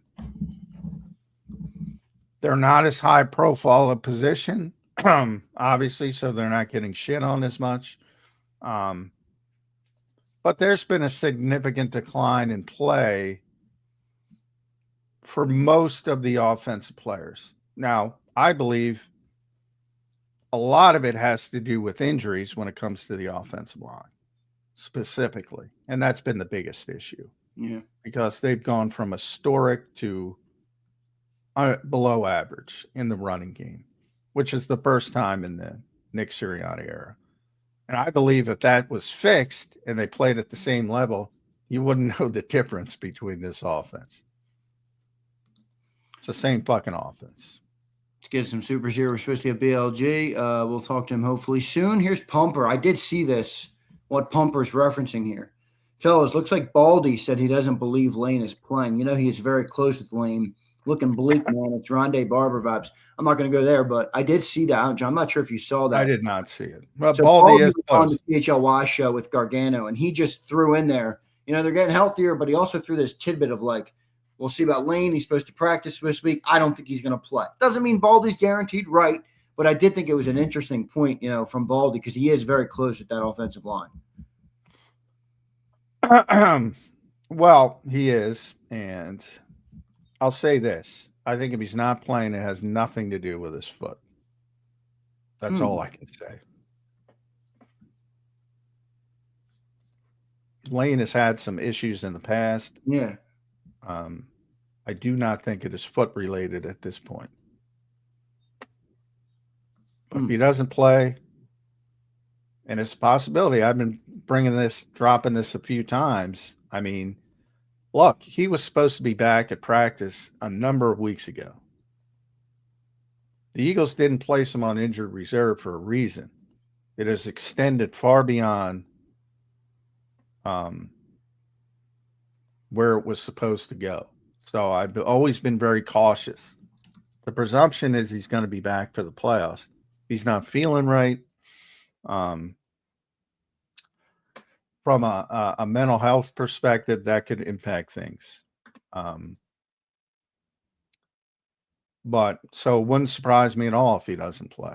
Obviously, that would be a big blow. But the goal was to get him ready for this game. I think he's healthy enough to play in this game. I think if he doesn't play in this game, it has more to do with other things than the foot. I think there's only one way I know how to take that. Obviously, you don't want to elaborate on it too much, so I'm not going to make you. But hopefully, Lane is all good. Hopefully, Lane is all good. That's all I'll say on it. Then, geez, that would be a big loss, John, if Lane Johnson doesn't play. Now I know they've been doing it now for 7 games, but they're 3-4 without Lane? Is that right, or 4-3? I think they're 3-4 without Lane. Yeah, which is actually better than they normally are when he doesn't play. Still not the usual Eagle standard. No. And they're not the same team when he's not on the field. I know it was the Giants game where he made the comments about did he use the word I forget the word he used. Trying to remember. Was something conservative or too predictable. Sorry, predictable. They're too predictable. And 1,000 people ran with that without the context, which was what he was saying is they become too predictable on third downs because they were having such issues on first and second down. And then they third and 13, whatever, third and long, you're very predictable. Everybody's very predictable on third and 13. You're either going to run a draw or you're going to try to throw it. So everybody becomes very predictable. That's what he said, but a lot of people took it in a different way. He's completely shut down from the standpoint of talking with people since that point because he thinks it was unfair. He's probably right. It probably was unfair. I think he took it hard that, he thought he was impacting the team with his comments.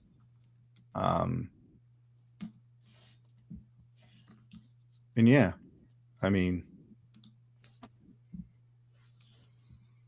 I don't think it was his fault.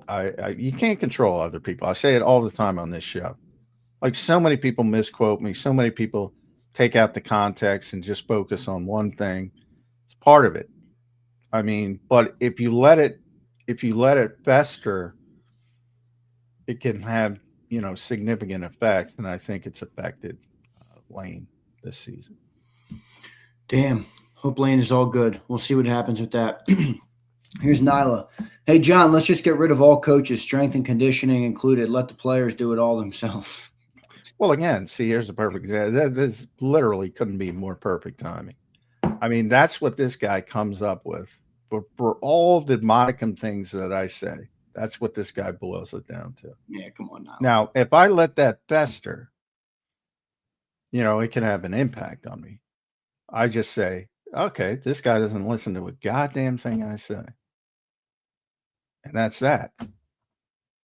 But, other people, and by the way, it took me a long time to be that way because I would let things fester. But you can't control. I can't control. No offense, Nilade 5102, and thanks for the $4.99. But look, dude, if that's what you think I said, that's on you. I can't control you ignoring every ounce of context I've ever spoken. Yeah, that's but I thank you for the perfect timing because. A lot of people ran with Lane's comments without the context, and it bothered him. Invictus Eagle checks in. Outside of Lane, has Steen been playing the best football in the O-line this year? I know he's only average, but isn't that the problem? No.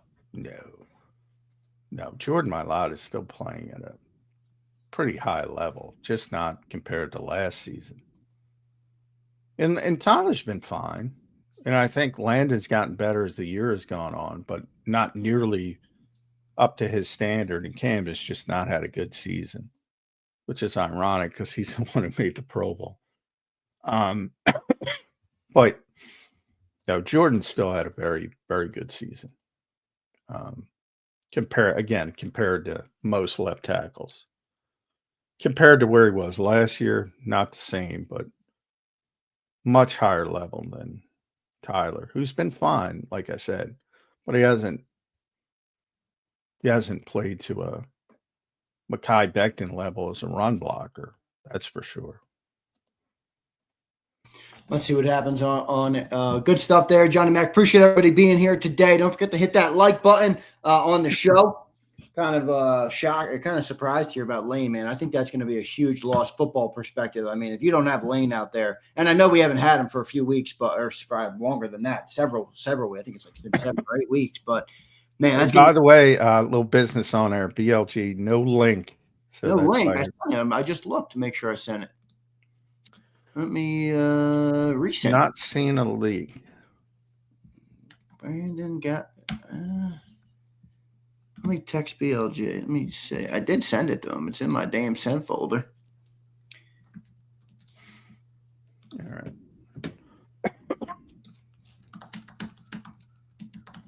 Gives me a chance to cough anyway. Yeah. Sorry about the cough. Sorry about all the coughing. I just sent BLG. All right, we'll get BLG up. I sent it to him. So we'll talk to BLG in a little bit. I can't wait to see what he's got to say about this team. He's been pretty good this year too. BLG going, giving the context to it. So we'll see what BLG's got to say. Invictus, thanks for the super chat. Appreciate all of you guys for being here today. John, the playoffs are here, man. I can't believe it. Real quick, your thoughts on the coaching carousel? We know we talked about it briefly with Mike. But that was a big news yesterday. Yeah, boy. Yeah. 9 teams now. Obviously, that's agent driven. So you want to make your client look as good as possible. But there's a lot of teams that want John Harbaugh to be their head coach, which is interesting on 2 levels. One, if you're Baltimore and you see you fire the guy after 18 years and 9 teams are lining up and saying, all right, this is the guy we want. Does that give you pause? Now, again, there's other things that can come into it. The owner, it seems like everybody's got a shelf life. He thinks the shelf life is over. He's probably right, to be honest. But when 9 teams do it, and to me, it's the guys like Miami is the most obvious, which technically has a head coach, but if Harbaugh wanted to go there, I could see they'd fire Mike McDaniel and pretty quickly. How about if you're one of those guys who still has a job, but they don't really want you. That might be worse. I'd rather just fire me, man, so I can get on with it. But that's how we're gonna. But it's tough. It's tough to be patient. Now, in the case of Baltimore, I mean, they had the guy for 18 years, and that's part of the reason why Baltimore has been considered a great organization, as is Pittsburgh, and usually continuity is better than the alternative.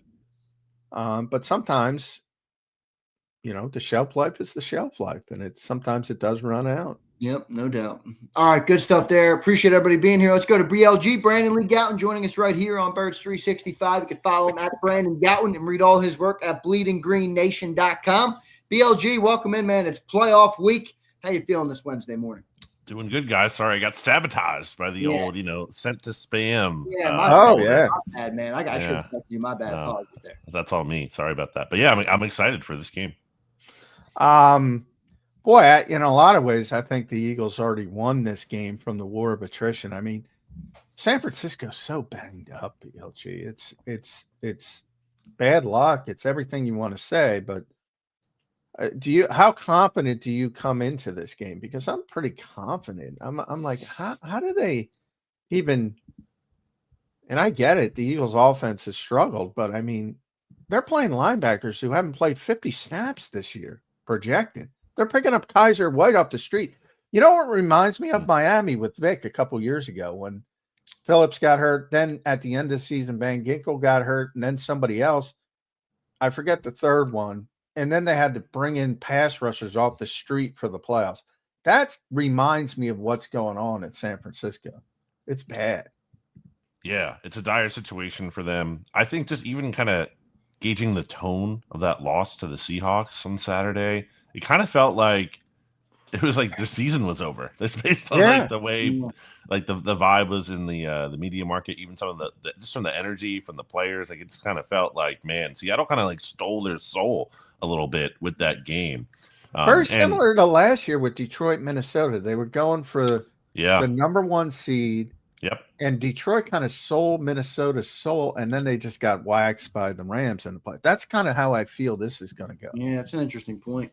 I do feel that way. Yes. At the same time, like I don't want to fall victim to like it's the NFL, and then one week a team looks terrible, and then the next week they look way better. Yeah. So there's always like that weirdness that could transpire. Maybe there's some self-reflection, but I tend to think, and the line suggests that as well, which has been moving in the Eagles' favor since even looking at the look-ahead line prior to the results of the Week 18 games. It just kind of feels like things are trending in the Eagles' favor here. BLJ, what's your confidence level in the Birds specifically? Forget the opponent for a second. The regular season's wrapped up. They finished up 11-6. all things considered, I don't think it was a bad season. No back-to-back home games, number one overall schedule. They played obviously late into February. What's your confidence level on this team, BLG, going into the playoffs this year? Yeah, hard to say it's bad when you're the only team in the league that repeats as division champs. By the way, that is unbelievable. Especially in the context of just no one ever repeating as NFC champs until now, what the Eagles did. So in that context, really good. It's not even a guarantee a team that wins the Super Bowl definitely gets back to the playoffs the next year. Usually they do, but it's not. We saw the Rams when they won their Super Bowl; they were terrible the next year, for example. So give them credit for that. At the same time, I think they could be better. I don't think they're necessarily maximizing all they have here. Case in point, they're, if not the healthiest team, one of the healthiest teams in the league. And for as amazing as the defense has obviously been, and everyone trusts in that, and they should, a couple bad games over the course of the season, but on the whole, much more good than not. The offense, as we've talked about every week here, is just kind of hard to feel great about. When our last impression of them, by the way, was an entire second half where they didn't complete a pass for the second time this season. That's true. That was if your goal is to play your best as you get to the playoffs, that might have been the biggest argument for playing your starters that second half in Buffalo. But we'll see how it shakes out from the standpoint of Lane Johnson. Now, I don't know. I didn't see this. Now, Zander said he saw it. Baldy's very close with Lane. Evidently, what was he on? Gargano's show? Yeah, Gargano's show. Saying he wouldn't be surprised if he doesn't play. On the other hand, you got Schefter said he'd be floored if he doesn't play. Now, he's healthy. I mean, he's been out there. He was in Washington a couple weeks ago. The game down there, working out before the game. He was at practice. And yet I get the feeling he might not play, BLG. Something's going on. I think he hasn't really spoken since that incident not even an incident, but he did a bunch of interviews after the terrible Giants loss where he called, he used the word predictable a bunch. And I think people ran with it in a different direction than he meant them to run with it. And I think he took that kind of hard. Is there concern for you that Lane Johnson might not be there on Sunday? I mean, you mentioned the conflicting reports. I think kind of what it speaks to, the fact that it's not clear cut and it's not just everyone is saying Lane is definitely out there. I think that points to Lane Johnson's a warrior. He's super tough. I'm not going to doubt him. I think he might start the game. The question is just how good will he be? And also, can he make it through the game? This is a serious injury that he suffered. And I think that kind of the uncertainty around this speaks to that. The fact that this isn't, as clear. I think there's other injuries you might be able to tough out a bit more. And this one might just ultimately be limiting. Again, it's Lane Johnson, so I'm not going to doubt him.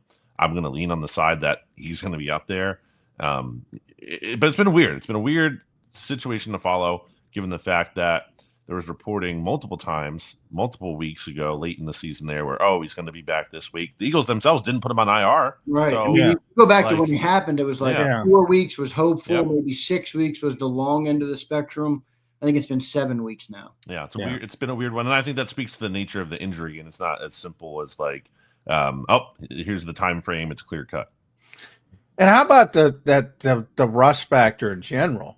7 weeks, 8 weeks now, as you get to the game, you're talking about a Hall of Fame player, but it's tough to just pick up after 8 weeks and say he's going to play at that level.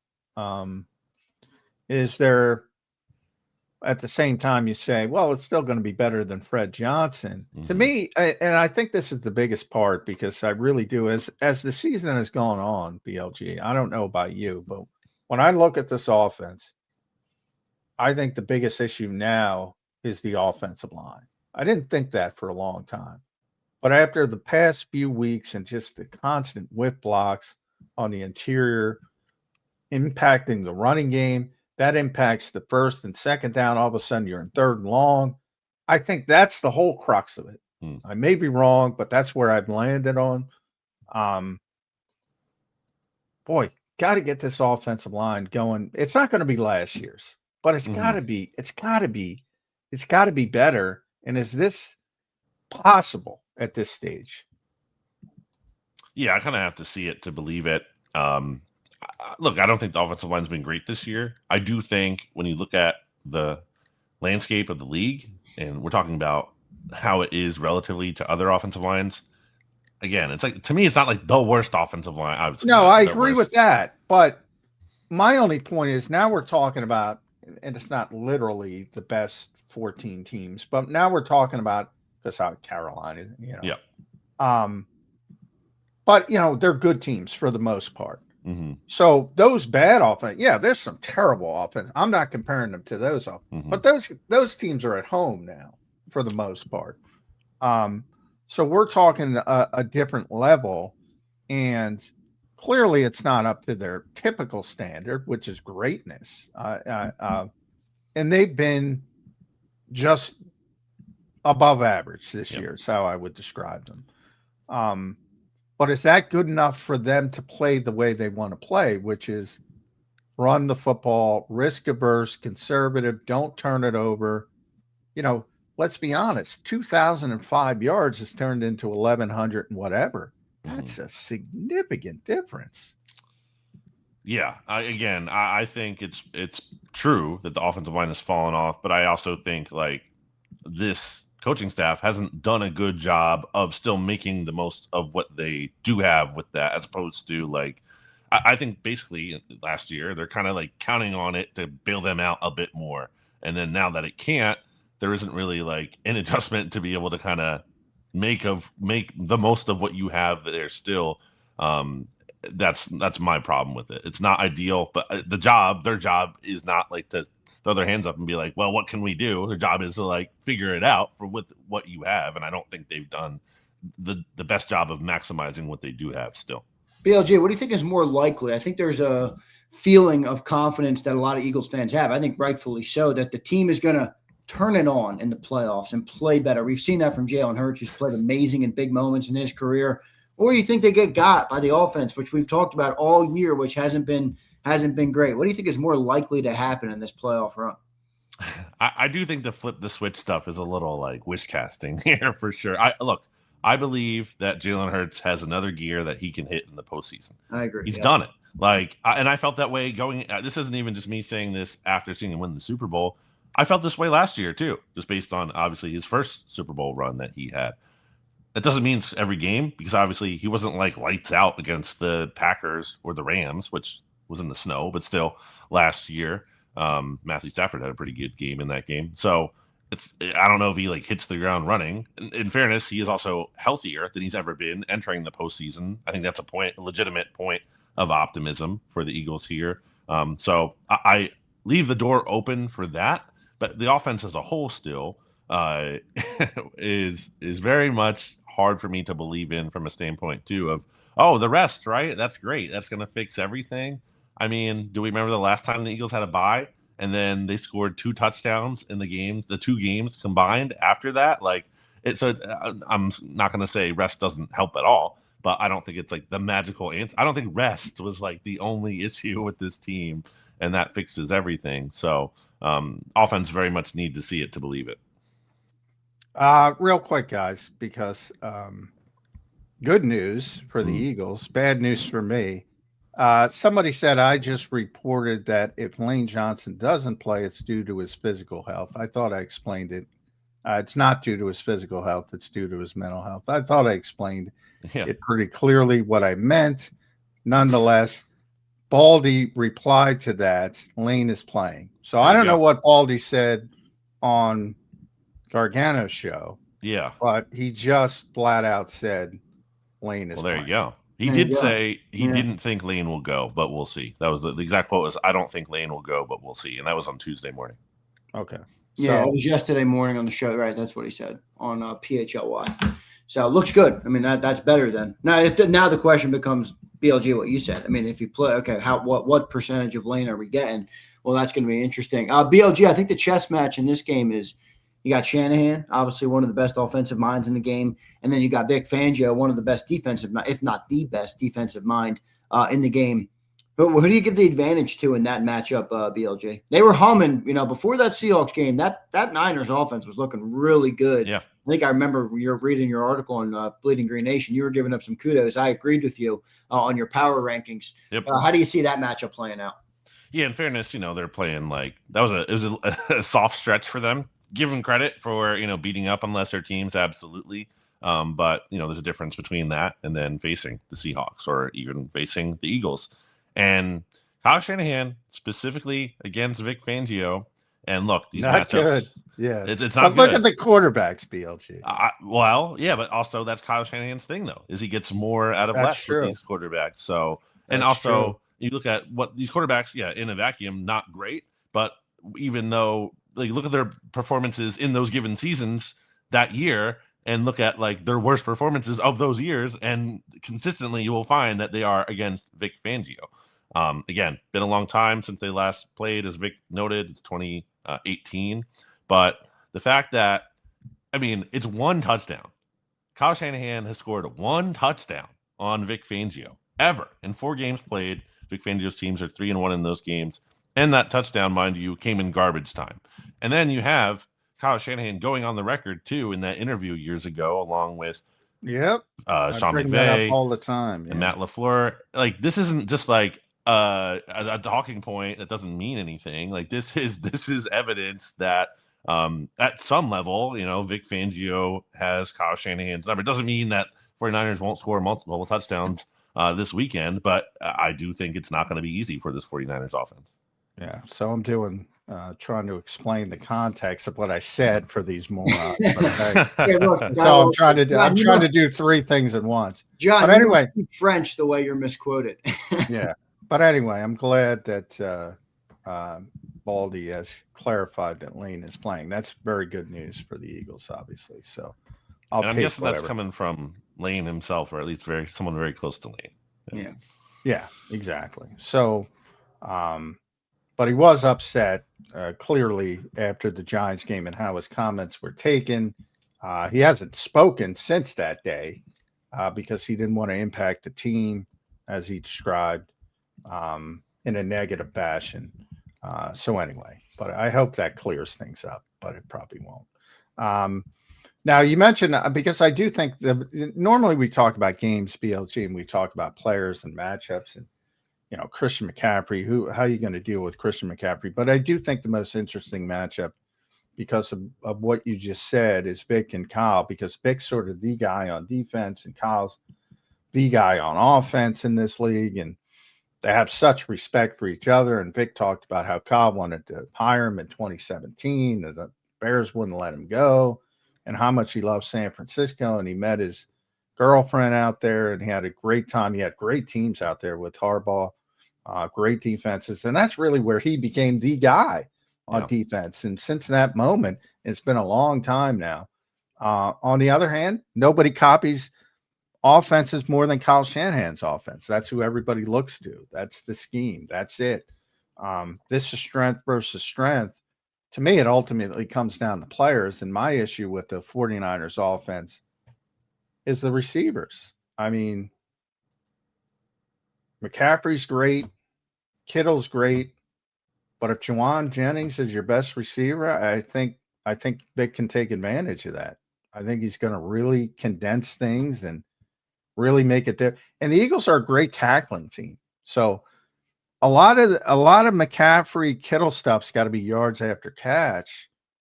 And I'm not sure they're capable of generating what they typically good against what has been a pretty good tackling defense with the Eagles. And just so fundamentally sound. That's always the thing that stands out to me about this Eagles defense, just how with very few exceptions, no busted coverages. It's just all very so reliable. That's the word I would use to describe them. Incredibly reliable. Again, there's been exceptions. You look at the first Giants game, they got bullied. You look at the Bears game, they got bullied. Is it impossible that the 49ers come in here and just do that again? It's not impossible. I don't think it's likely, but that scenario exists. That's when we've seen the defense at their worst this year. I'd be very surprised if that happened, considering the Eagles have had rest, unlike those games. They were short weeks. And also, it's a playoff game. I don't think the Eagles are going to be taking it easy and will be up for the moment at home. So, yeah, I mean, there's implicit trust in Vic Fangio and this defense. And it's not for nothing. Like, they earn that trust. And it's really the opposite of the offense. All right, BLG, early in the week, you reserved the right to change it. Where are you leaning on this game, man? Eagles-Niners in Philly. Weather doesn't look like it's going to be a factor. Might be pretty nice out. Might have some rain, but we'll see about that. What you feeling on the game for this weekend? Yeah, my lean is with the Eagles. I thought when the line opened, I was thinking maybe more of a field goal game, but the fact that it's trended in the Eagles' favor here, now we see that Lane Johnson apparently will be playing. I think things are trending, and the 49ers are even more banged up than we originally thought in some ways. I think things are trending in Eagles' favor. Now, they typically don't make it as easy as it should be. So I don't know if they're going to cover the spread. I don't know if it's going to be as simple as that, but I do think they're going to find a way to pull out the win ultimately at home. Should be good, BLJ. I'm looking forward to it, man. Appreciate you joining in today. As always, make sure you guys follow him at Brandon Goutwin. Read all his work at Bleeding Green Nation. Truly one of the best Eagle websites out there. Visit it every day. BLG, thank you, brother. We'll talk to you next week. It'll either be another fun conversation next week preparing for the divisional round, or we'll be dissecting this season. So thank you, man. We appreciate it. All right, guys. See you. Thanks, bud. Thanks, BLG. There's Brandon Lee Goutwin joining us here on Birds 365. John, I wanted to keep a couple minutes here at the end of the show just for you to be able to clarify if you felt the need to clarify anything you had to clarify. And we got a couple of super chats to wrap it up. But obviously, you were doing some things there with Lane Johnson. You know, I did laugh at the comment. It's like you're speaking French or Mandarin, somebody said in the chat. But go ahead, John. Feel the need to clarify anything if you do feel the need to. No, I don't, it was already deleted. So, but I'm sure a bunch of people put it. Yeah, it is what it is. I mean, hey, some good came of it because Baldy immediately answered Lane is playing. So whatever he said, and BLG just said it was on Tuesday. It was yesterday. It was yesterday on his show. Yeah. And I did not see it. So I'm operating from, just secondhand perspective from what Baldy said, but whatever he said, he now clarified that he is playing, and Baldy is very close to Lane, so we probably talked to him directly. And yeah, that's not what I said. I'll play the clip for you in my mic. Hear it real quick, just so you know. Sure. Yeah. Are stuck in this game offensively. I mean, the fans are just not going to be able to handle it, man. They're just not. Like, they just gave everybody a week of rest, right? They're going to be fully healthy. I mean, I don't think Lane will go, but we'll see. But that was it. I don't think Lane will go, but we'll see. So that was yeah. So the one thing it did clarify things. So Lane's playing. I should be out there at practice today. I'll be there. So if he wants to talk about it, he can talk about it. But yeah, I mean, all I'm trying to say is he had struggles with how his words were taken after the Giants loss. He's been healthy for a number of weeks. He hasn't played. It does create at least healthy enough to play, from the standpoint, I always say, when guys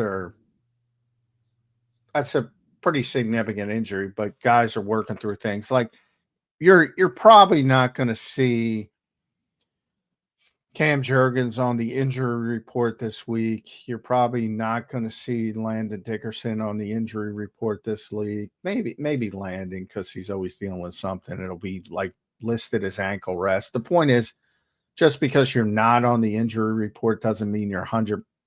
Just because you are not on the injury report doesn't make it 100% that you're healthy, is what I'm trying to say. But from the perspective of Lane, there were other things besides the foot injury. You remember that when it was either Adam or Ian reported that he's going to be back at practice before least 2 weeks ago, I think it was, and he wasn't. And then it became obviously he's not going to play in week 18. And he was at practice on Friday before the week 18 game. He was out there. So all indications are he's ready to go, or at least is healthy enough to go from that standpoint. So with Baldy saying, I don't know if he's going to go, and now quickly changing that to he's going to play, I think that's clarification that he's ready to go from a physical standpoint. And the other stuff, he was upset. He hasn't spoken since that day. Yeah. Because he was upset at how his words were taken. That's not new news. And, you know, he didn't like the way it was taken, didn't like the impact he felt it was having on the team. And that affected him. That's all. That's all. Trying to add context as I usually do. Well, let's see what ends up happening with it. Good stuff there, Johnny Mac. John, your final thought. What's on the Eagles' agenda for today, brother? Typical Wednesday for a Sunday game. So Nick will go at 11:55. Practices, I believe, at 2:15, and then locker room after that, which would include Jalen Hurts speaking as well. So good to hear from those guys today. Game coming up this weekend. John, I know you've been pretty open about what your slant is for this weekend. I don't know if anything will get you off that, but it's going to be interesting to see how the game plays out this weekend, first round of the playoffs. What other game you like this weekend, John? What other game you think could be an upset or will be? Yeah, I think the Packers are beating the Bears. I felt that way for a while. Hey, I think they're better with Jordan Love, number one. I think, you know, the way LaFleur has handled things is to get everybody as healthy as possible for the playoff game because he knew he couldn't move from 7. So they played some ugly football at the end of the season with Clayton Tune. And he's not even on the team anymore. I believe they cut him and are bringing up Desmond Ridder to be their third quarterback. Just remember, Malik Willis was their second quarterback, and he played pretty well. But if you go back to that Packers game against Chicago, which pretty much sealed the deal for Chicago in the NFC North, Packers were going to win that game, and Love got banged up with the concussion. So, yeah, that's the one game. There's going to be some upsets. There's probably going to be more than one upset, but that's the game where I'm pretty confident in Green Bay is going to win that game. Should be a good one there. AFC, man. The AFC is wild this year, John, in the playoffs. I don't know which one of those teams is going to come out. I really don't. No, I mean, those are the only one with like the quarterback and the pedigree, I guess, but I don't think they're coming out. I mean, I don't think they're that good. No, I don't think you said Buffalo. Yeah, I don't think Buffalo is that good. I don't think they're that good. But, you know, it's hard to believe in Denver. New England is interesting because Drake May has played so well. But, boy, the schedule is just so easy. Not their fault. You know, hasn't been tested. They haven't been tested against good teams. But I do like Mike Vrabel. If I had to pick somebody, I'd pick New England. But I'm high on Jacksonville as well. But, again, unproven. I'm not that high on Denver. I just think I think Bo Nix is more likely to make mistakes than Drake May or Trevor Lawrence. Yeah, I agree with that. Basically what it comes down to. And the Chargers aren't relevant because of their offensive line issues. Did you see their offense? They're 31 in the running or something and 32nd in pass protection. It's amazing Justin Herbert has done what he's done. I mean, it really is. I think he's the best quarterback of the group of all those guys. I think he's the best quarterback. In the AFC? I'd probably take Josh over him. I mean, Josh is more a comp, but from traditional quarterback. Like Josh, his arm and talent is pretty amazing. Yeah, Josh is like Superman. It's like a lot of so much of his stuff is off schedule, and it's so hard to just count on off schedule stuff. Whereas Herbert can just play quarterback. And he can do a lot of the other things, but he can just play the position. So I always lean to guys who can just play the position because that's what you can count on. Yeah, right. From week to week, and I think less of that in today's NFL. That's for sure. But it's very rare in today's NFL. So that's why I like Justin Herbert. This is an interesting comp here from Keese. Allen is like Cam Newton meets Ben Roethlisberger. Yeah, I mean he really is it's not a bad comparison. He just the off schedule stuff, but again, even if he's banged up, I don't think Justin Herbert's missing that throw against the Eagles. And he has been banged up. I don't think he's missing that throw. Like, that's a layup. We talk about layups. That's a freaking layup. And he missed it. I don't think Justin misses that throw. No, I don't either. Here's Skywalk. My bad. John speaks Swahili. LOL. And then here's Menifee. Why is Nick so disrespected? The sample size is too significant for him to be regarded as a mediocre coach that's carried by a so-called mid quarterback and talent. Well, I think he's disrespect. Well, I think Charles, you're incorrect. I think most people think the Eagles have significant talent, and that's why he's disrespected because he's supposed to win. Same reason. Now, the quarterback faces some of the same. They're sort of in the same boat. They're both considered mid because the talent around them is perceived to be so good, and it's unfair to both of them. They're a big part of it, and it's unfair to Kevin too. But I digress. Nobody cares about that. So yeah. I mean, you can't. I'll just say this because I got to go. You can't call them bozos and call all the guys they beat all the time great. I mean, it doesn't make any sense at any level. Doesn't mean they don't have an advantage from a talent perspective, but as I said, the one thing all coaches have is good players. All good coaches have good players. Doesn't work the other way. No doubt. Johnny Mac, good stuff, brother. Your final quick thought here on Birds 365 Wednesday edition. That was it. All good coaches have good players. Nobody makes the Super Bowl with bad players. Good stuff. John, appreciate it, man. We'll talk to you tomorrow on a Thursday edition of the show. Thank you, man. All right, see ya. All right, thanks, Sean. There's Johnny Mac, John McMullen joining us right here on Birds 365. Appreciate him today. Appreciate everybody in the chat. Don't forget to hit that like button. Don't forget to subscribe to the channel if you're not already. Appreciate all you guys being here. All right. Getting closer, man. Getting closer to the playoffs. I know there's a lot of, I don't know if you call it angst. I think this team has had one of those seasons where they won a lot. It's at times it looks like, they stink or they have stunk or in moments they stunk. But I feel like, and whatever, call me an equal homer, I don't really care. I feel this great sense of confidence in this team, and I said something at the start of the show, and I'll even, eat my crow, my proverbial crow, or admit I'm wrong, whatever you want to put it. I'm fine with that. I don't profess to know it all or profess to be right all the time. But I think a large portion, maybe it's a small portion of fans, me included, doesn't recognize maybe the big picture of what this team has done, and I looked and I'm zooming out last night and I'm looking back at what I've done since I've been working, in this role and just, building JAKIB up for the last 5 years. And, this team is fucking accomplished, man.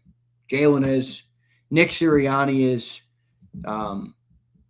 Vic Fangio obviously is, Howie Roseman is. I mean, what they're doing right now is a special time. Now, I know at times it doesn't look pretty, and that doesn't mean you there's nothing to bitch about ever. But from the big picture, even me, I'll take it. I'll eat my crow on it. think I maybe was too hard on Jalen Hurts in moments where he doesn't play so good. And here come all the people. I know a lot of you don't like Jalen Hurts, whatever. Fucking guy is successful, man. The guy is successful. I mean, it's hard to win as much as they win in this league. Same with Nick Sirianni. I'll say the same thing. Nick doesn't rub me right all the time. Sometimes I look at Nick and I'm like, why you got to be such an idiot or an asshole or appear to be one?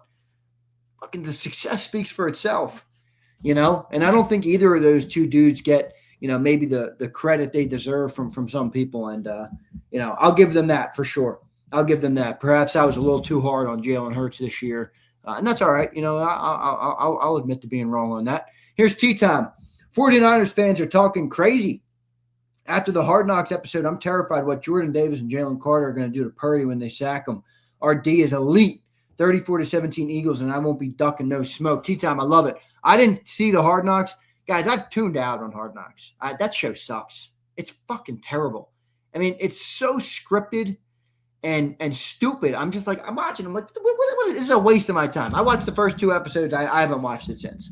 So, I don't know. I mean, what happened in the Hard Knocks? What happened in the Hard Knocks? Real quick, tea time. I'll go back to your super. Here's Curtis. Says Zander came over to the dark side and now he left. We'll miss you. Curtis, it's not about that. It's about I'm not so in love with me being right. Look at the objective reality, Curtis. Look at the objective reality of the team. Does the offense not look how you want it to look? Fine. What offense does? Curtis, find what offense looks how you want it to look. And then compare that to the success that team has had versus the success that we've had. I mean, what are we going to do? Sit here and fucking nitpick everything? It's like the people on the political sides of the aisle. People who love Donald Trump or love Republicans or are Republican will say no matter what that everybody on the other side is an idiot. They never make a good decision. They don't do anything right. People who are Democrats and have Trump derangement syndrome look at anything Trump does and says, he's an idiot, can't do anything right. It's like the same thing in Eagle Land now. And I'm guilty of it sometimes too. Dude, objectively, Hurts has done a lot of good things well. He's won a lot of football games. Do you believe that quarterbacks that isn't good can win as many football games as they've won? I mean, come on. Look, that's not to say that there's nothing to criticize or there's nothing wrong or whatever. But the fact of the matter is the success is the success. My opinion and your opinion doesn't fucking matter. The success is pretty pretty unprecedented. It is. And there's been a long history of Eagles football where this level of success has never occurred. No matter who the quarterback was, no matter who the coach was, no matter what. I mean, if you don't want to see that, that's fine. Or if you think being on the dark side is more important than what they've done in the big picture, fine. I'm not saying wins are a quarterback stat. Are you insinuating that Jalen Hurts has nothing to do with the level of success they've had in 5 years, Curtis? Is that what you're – all right, wins aren't a quarterback stat. Does Jalen have nothing to do with the 5-year run that they're on? That's a much harder sell than wins are a quarterback stat, which I don't think they are. I mean, come on, man. Come on, man.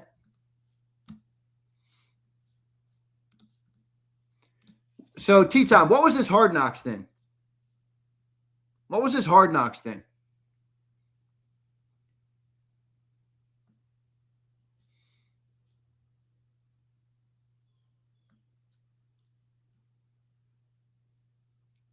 What was this Hard Knocks thing that happened?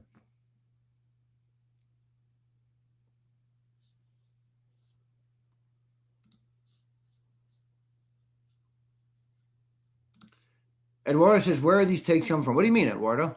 Where are they coming from? Every day I come on here and I have a take. The takes change as the information flows. I've zoomed out. I've looked at the last 4 or 5 years, reviewing all the JAKIB numbers and everything this year.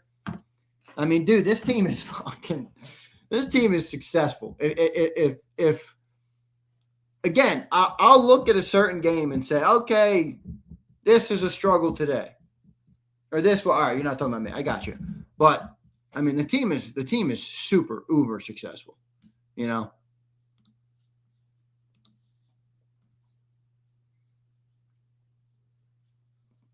No, Catch, I actually did. I don't know if you're talking about me, Catch, but I don't agree at all. I think Kevin Patullo is a problem for this team. I've been debating with John.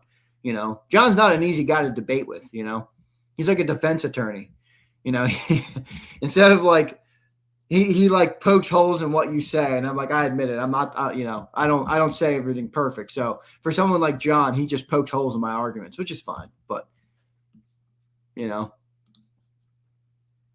I think Nick deserves more credit than we give him credit for. I think that's fair. Now, I do think in some areas the offense that he has established is, I don't know, not my favorite thing in the world, but can you argue with how much they've won? You know? So. Hard Knocks is good. That's my opinion. And now as long as we win the Super Bowl, every episode will be so – well, that's true. Has it been more focused on the Eagles? I mean, earlier they were making me watch this Giants and Commander shit. I'm like, I don't want to fucking watch this. It was skipping past it.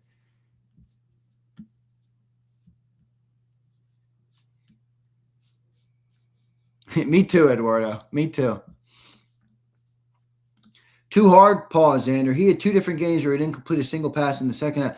Bump, I'm not saying he's above any criticism. I'm saying in the big picture, the era of football that he has been a major part of has been the most successful era in the history of the franchise. That is pretty impressive, brother. It doesn't mean that he doesn't do anything wrong ever. We're human beings. Nobody does everything right. You know, I mean, I don't think that's what I'm saying at all.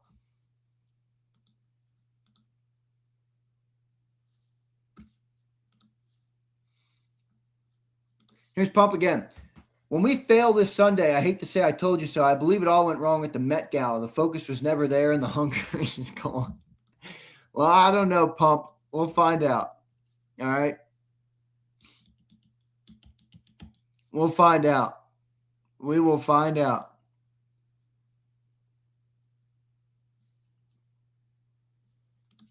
Curtis says, Xander, when we get the ball with a chance to put the game away, I have no confidence in KP and Jalen to get it done. He is the quarterback of 2 years of a terrible pass game. Well, I mean, the passing game hasn't been great. You know, a lot of that was dictated by how well they ran the football last year. This year, it's been, you know, not so good. I don't think he's getting any help or advantage from his coordinator. I think his head coach, you know, for giving him the credit that he does deserve. You know, the head coach believes in the philosophy, and the philosophy is never going to give you a high volume or a high output in the pass game. You appear to have expectation, Curtis, and I've been there too, where it's going to be this big passing game. That's not the way they want to play. So that's set by the head coach. I think the coordinator within the head coach is not that great. I don't think he's good at all. I don't think he's learned on the job that well. I think him being a first-year coordinator has crippled this team more than, you know, maybe they already were in the passing game coming in. And by the way, Jalen has delivered in some big spots, dude. Jalen has delivered in some fucking big spots in his career. To sit here and say that you have no confidence he'll get it done in the fourth quarter, I think is dumb. And I don't think it even makes sense. I don't even think it makes sense. It's also set by limited pass. Yeah, but Curtis, I mean, aren't they proving to us all that maybe what we value isn't as valuable as we think it is?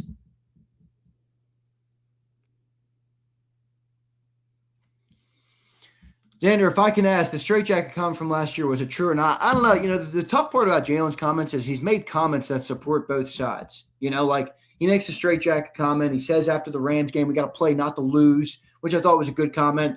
But then on the other side, he's also said the offense is going to look how Jalen wants it to look and, you know, some other things. So it's like, I don't know. You know, I'd rather watch what they do than listen to what they say, if that makes sense, Abe. You know? Hurts got us our second ring. That's true, Terry. Terry, good to see you in here, brother. Hope you're doing well, man. I know you've been busy with work or whatever the case may be, but it's good to have you back in here. Got to give respect where respect is due. Can't just say he hasn't done shit for the – he's done a lot, dude. He's done a lot, Eduardo.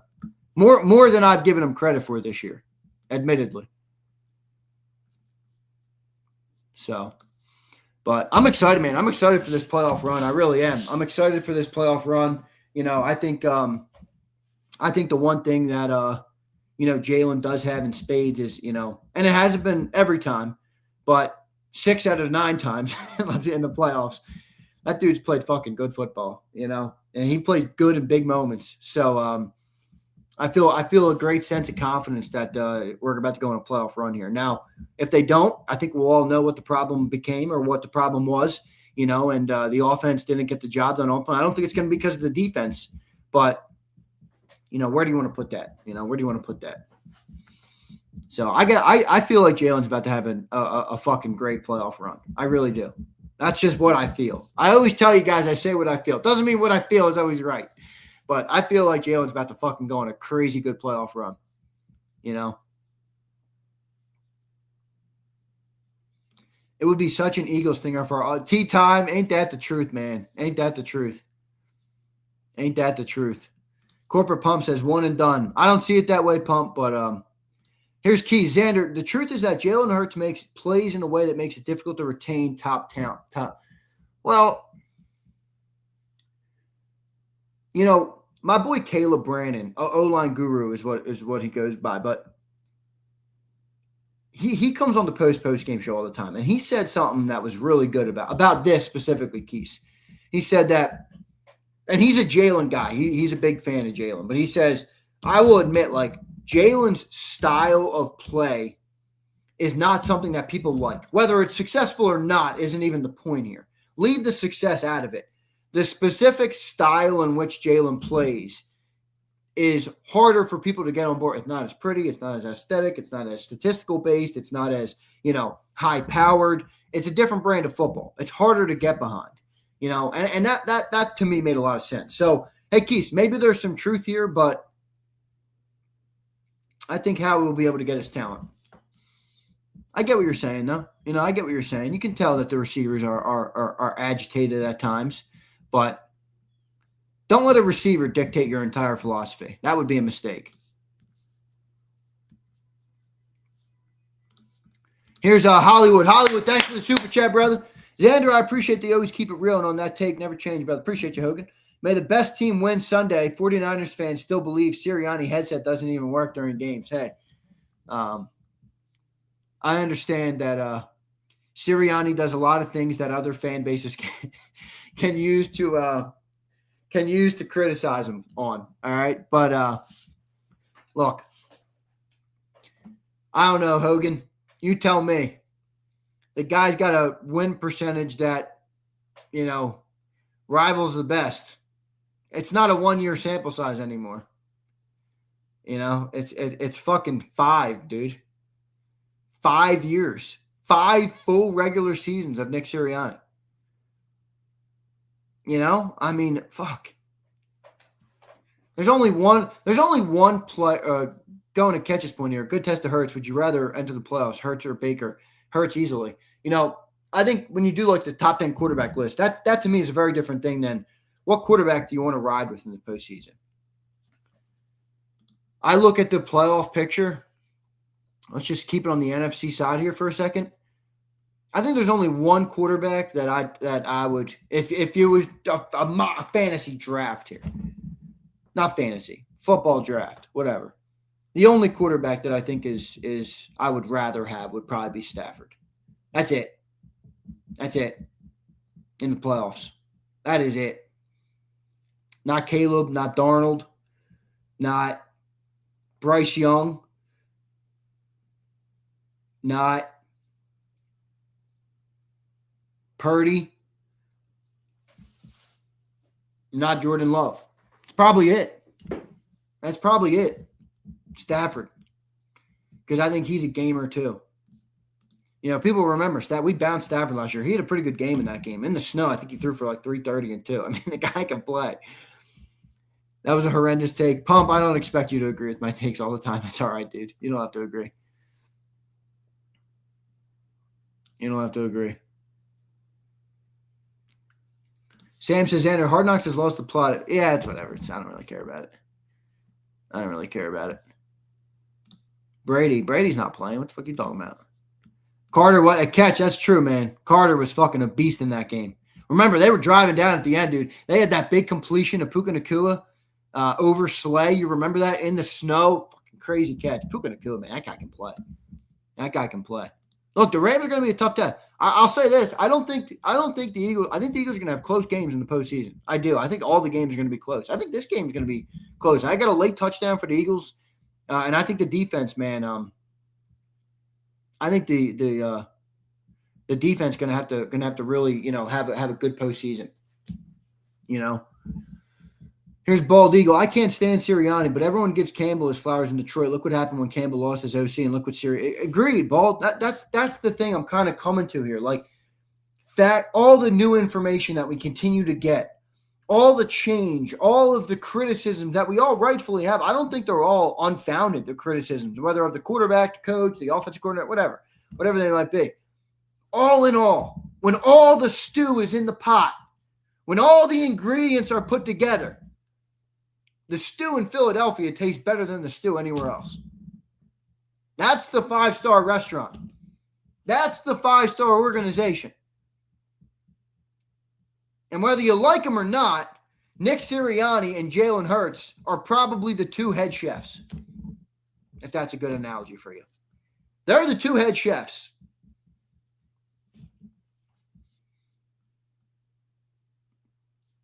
I mean, that's just the truth. I mean, at least that's my truth. That's how I see it. Doesn't mean that's how you have to see it. I don't need people to like if you disagree with me, that's okay. I'm okay with that. That's all right. I don't need you to agree with me. Here's Josh. I sent graphs to your ex to show why the passing game sucks. Josh, I don't know if I needed any more proof, but let me go look. I haven't been on X a lot, man. That app sucks now. It really does. I don't think it's a fucking good app at all. Let me look. Oh, I see it, Josh. Josh, is this you? I didn't know this was you. Okay, so you sent me some Denise Salesman. He's pretty good, that guy. He's does some really good research, that Denise. I don't know how to say his name. Sorry if I'm saying it wrong, but I think he does great work. Denise Selman. Yeah, I see it. Crossers versus hitches. Route frequency, crossers versus hitches on third down. Highest hitch rate in the NFL. Goddard, Dotson, Devontae Smith, Dotson, and AJ. Goddard, Smitty, and Dotson are all in the top 5. AJ's number 16. Final hitch report. You can see how the Eagles just stand above everybody else.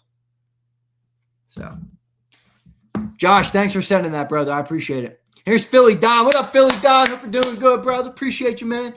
Xander, the biggest concern going into the playoffs isn't Hurts or the running game. It's going to be KP and his play calling, and whether he sticks with the run game or if he shuts it down like he's done during the regular season. I think they kind of go hand in hand, to me, Philly Don, I'd say this.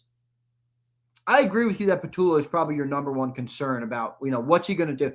He's struggled, I think, in situational football. Now I got to look and say, what? Now we're going into uncharted territory.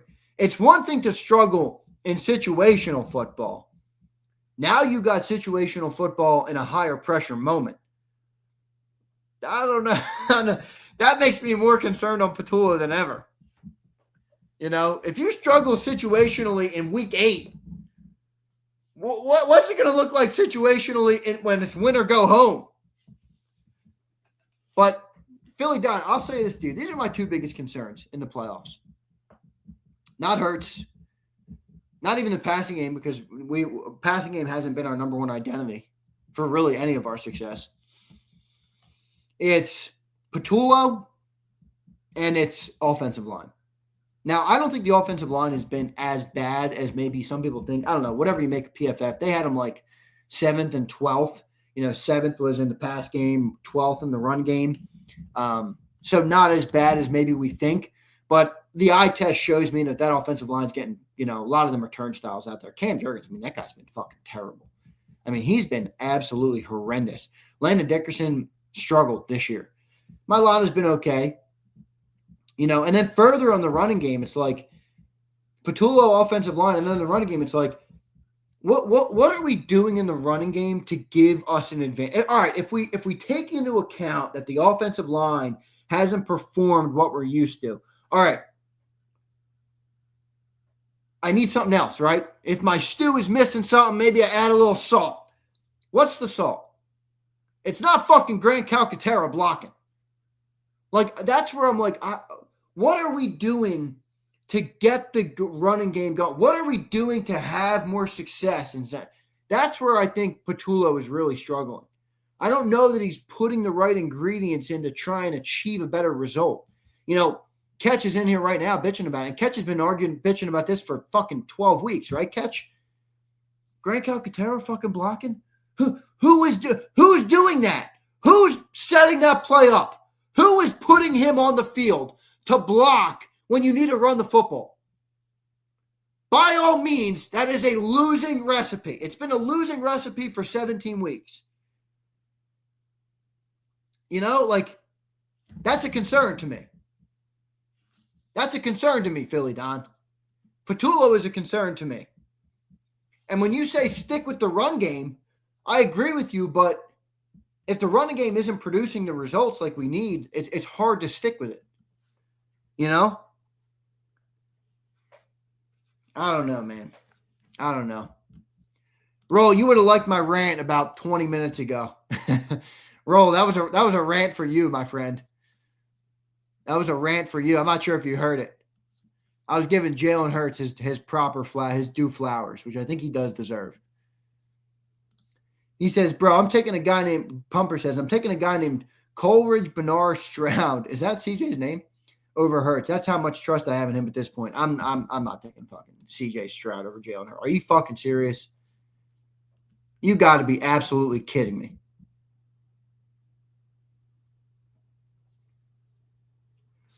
Well, Preston, remember what happened though. They did lose Johnny Wilson and they did lose Ben Van Sumeren. Now, I'm not saying those guys were tight end too, but those were kind of guys that they relied on in blocking in the running game. So I don't know. Like, I don't know if that's Howie, dude. That's kind of just bad luck. Guys got hurt. You know? Like Johnny Wilson got hurt in the preseason. Ben Van Sumeren got hurt on the first play of the season. The first kickoff of the damn season. The guy played 4 seconds of football. That's more bad luck to me, you know? I mean, but maybe you make it seem he could have fixed it or could have made a trade. I don't know. He made a lot of trades. Maybe JD3 was on to something with Harrison Bryant being a blocker, you know? Kevinite, I like that name for him, Kevinite. You know? So. Yeah, that's fair, Vitality. That's fair, brother. That's fair. I'm good with that. Yeah, agreed, Catch. Wilson was huge. And Catch, I legitimately think that's why they put Calcaterra. And now I'm with you. I think it's a stupid move.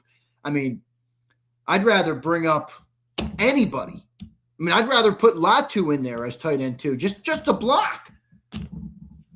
You know, I wouldn't keep trotting Calcaterra out there. And I do think that's coaching malpractice. I mean, how the fuck do you watch the guy? Sorry, I'm trying not to curse as much on the shows. How the heck do you put Calcaterra out there over and over and over again when the sole thing you're trying to get to on offense isn't even an improved passing game? It's an improved running game. Okay.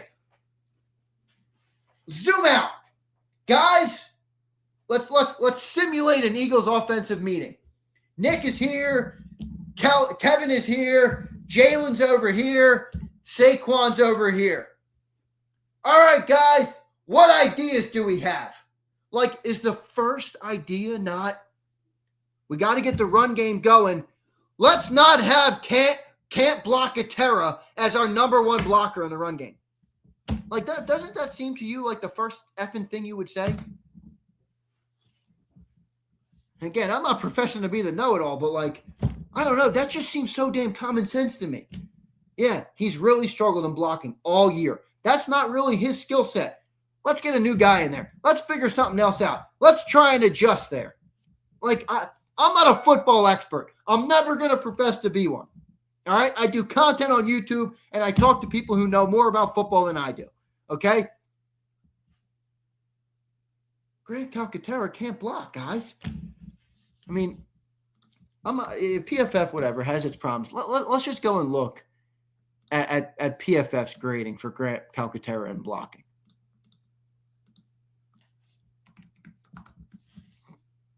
Grant Calcaterra.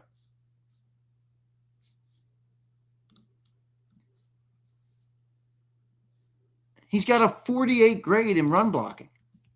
A 48. Now, if you don't know what PFF is or how their grades work, which is fine, a 48 is fucking brutal. It's almost in the red, which is basically can't keep it out there. I mean, last week, or let's go by week here. So he's been a slightly better from the first 4 weeks. The first 4 weeks, he was trash. Even in pass blocking, he stinks. He stinks at everything. He stinks at everything when it comes to blocking. He can catch. That's about it. That's about it. Yeah, it's a good question, JB3. Let me look up Latu. I don't even know if Latu's that good, by the way. I just used the name because I'm trying to come up with somebody that can, 79.4 JB3, almost double. 79.4 is Latu's run blocking grade. That's what I mean. Like, this is where I do get bothered with coaching. And I get bothered with Nick. And I just gave Nick a lot of credit because I do think he deserves credit. But, like, how are you the head coach? And you look at what Grant does. Like, are you just being loyal to Grant because you want to, like, be a player's coach and gas up your guys? Or are you trying to go and win a football game? Are you trying to get your running game going? Are you trying to set yourself up better for playoff success? That I think is the most, like, realistic criticism of this staff. Like, why are we trotting out Grant Calcaterra? It doesn't make sense. Chris, he absolutely was. Johnny Wilson was superb. Let me bring it up. Yeah, his grade wasn't very high last year, but he was much better at it. So, yeah, it's not good, Catch. I just looked at it. Here, I'll pull it up. So you guys know. I'll pull the shit up so you guys can see what I'm looking at. All right, here's PFF. So I go up here, go by player. Go Johnny Wilson. Up here, click on him. No, I don't want to do that.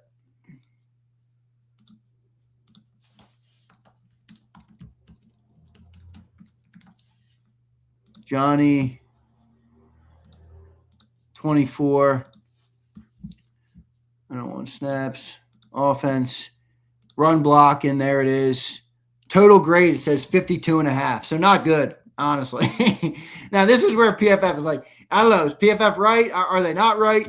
I don't know. He definitely was better at it than Grant Calcaterra. So maybe he's not as good as I thought.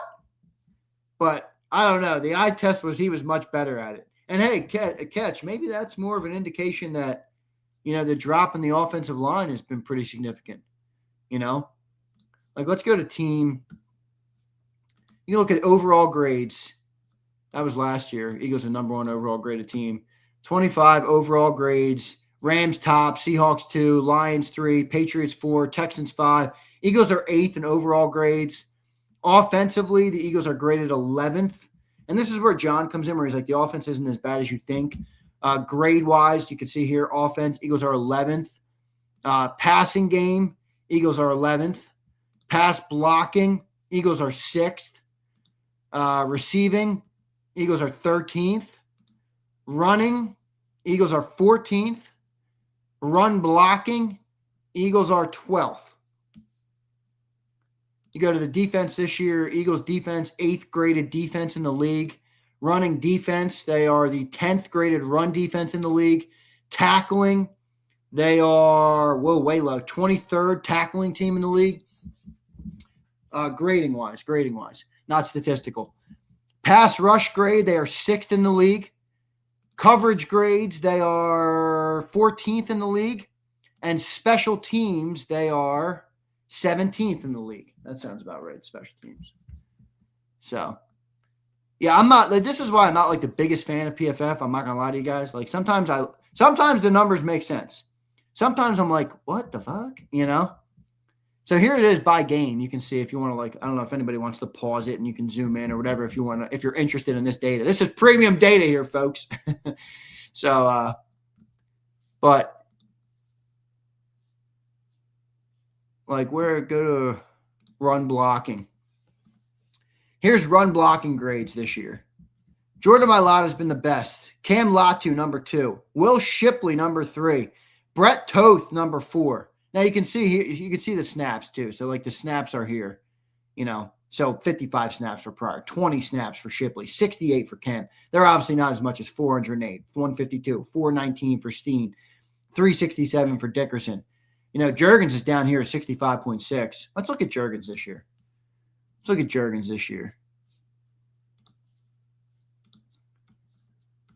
Juergens is graded out this year. Overall offense, 63.4. Pass blocking is 60.9 and a run blocking 65.9. Now, I don't know if you can see this at the bottom. Let me drop that banner. Let me lower catches comment. See, you can see at the bottom here, like this is last year. And I think this is where John is always like, it's not as bad as you guys think. Like, look at him in 2024. Offense was basically the same grade. Pass blocking was a little worse last year, it says. And the run blocking was like a marginally better. So that's, again, this is where PFF loses me sometimes, where I'm just like, what the fuck? You know? Yeah, I have to pay Hot Sizzle. I do pay. I think it was like $120 for the full year. I don't know. So I'm with you, Twiz. I like to use my eyes, but I do like to look just to see, you know, context. But so let me get to all my super chats. I know I got a bunch of them here today. Appreciate all the support, guys. Yesterday I said something. 2026 is going to be a year of big change. Okay, it's going to be a year of big change. Isn't the run game coordinator stout when everyone gives him a pass? Big Fish, I talked about him yesterday, I think, on the show, brother. I don't think he deserves a pass, but, you know, this is like also partly John's point. Like, do you think he forgot how to coach, or do you think players aren't playing as good this year? I don't know. I don't think he's been great, but any chance we bench Juergens? JB3. Hey, JB3, I appreciate your comment. I want you to think about that, though. We just talked about common sense a little bit ago. I want you to think about that comment. They just paid him a 4-year, $68 million contract. Unfortunately, JB3, I don't think that mother F is going anywhere, dude. I don't think he's going anywhere. All right? Let's just hope that the back gets better. You know, my black pill on the Eagles right now, maybe next season, JB3. My black pill on the Eagles isn't on the big picture. It's on one player. I don't think Cam Juergens is ever going to return to form. And I'm getting closer that Landon Dickerson might be in the same boat. That's my take the black pill take. You know? That's my take the black pill take. So, I don't know, dude. Back scares me. You see back and you're just like, I don't know.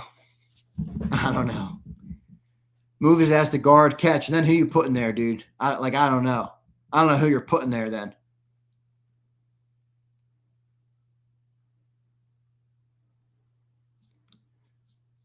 I don't know. Here's Bald Eagle. What's up, Bald? Eagles use random stats like Grant has a 100 run block rate when it's 3rd and 11 and he has 13 receiving yards. Eagles cherry pick stats to run the team. You know, I do think that the Eagles, like, there's a big influx of the use of statistics in the organization. I don't think that's all bad. Yeah, I don't. I don't think it's all good either. You know, I think if you go too far, like, sports are inherently not like a statistical based game in every area. You know, like that's partly why I think people love sports, because there's such a human element. There's such an unquantifiable element that goes into sports, in any sport, that human emotion, human talent, like human perseverance, human showing up in the biggest moments. Not all of those things are gauged with numbers and stats and grading and this. So I think the statistical driven analytic approach to football is not my favorite. It doesn't mean I don't think there's any role for it. Like Ben Johnson's an analytical guy. He's a damn good football coach, but he's also an analytical guy. Probabilities, things like that. In the big picture, big macro sample size, I think it is relevant, but I don't like building entire frameworks on the statistics. I like when they support what you're trying to accomplish, or they give you data on like how to maybe evolve what you're trying to accomplish.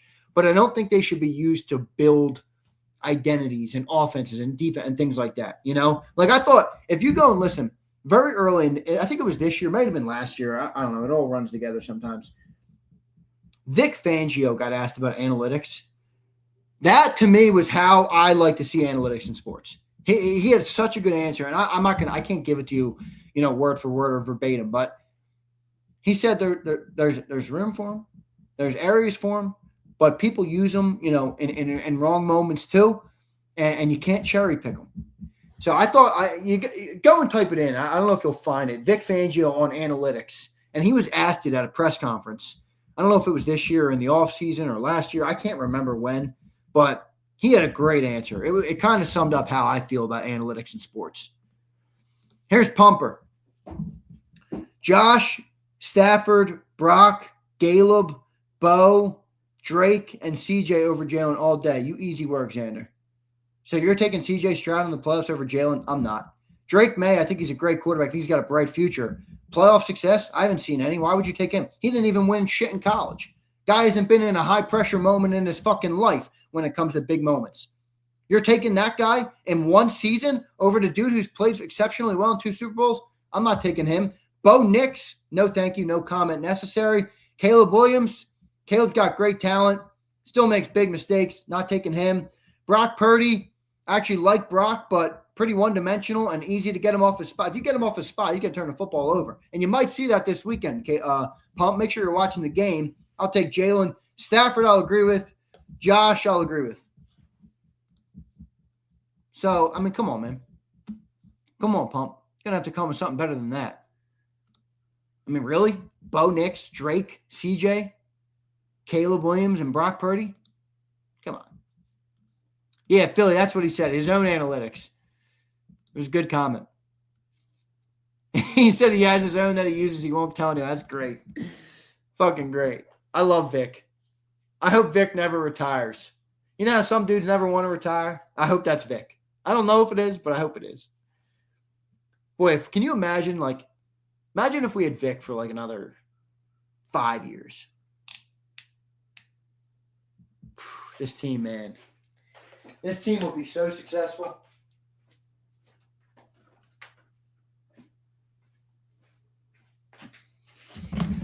I don't think it does anything for anybody, to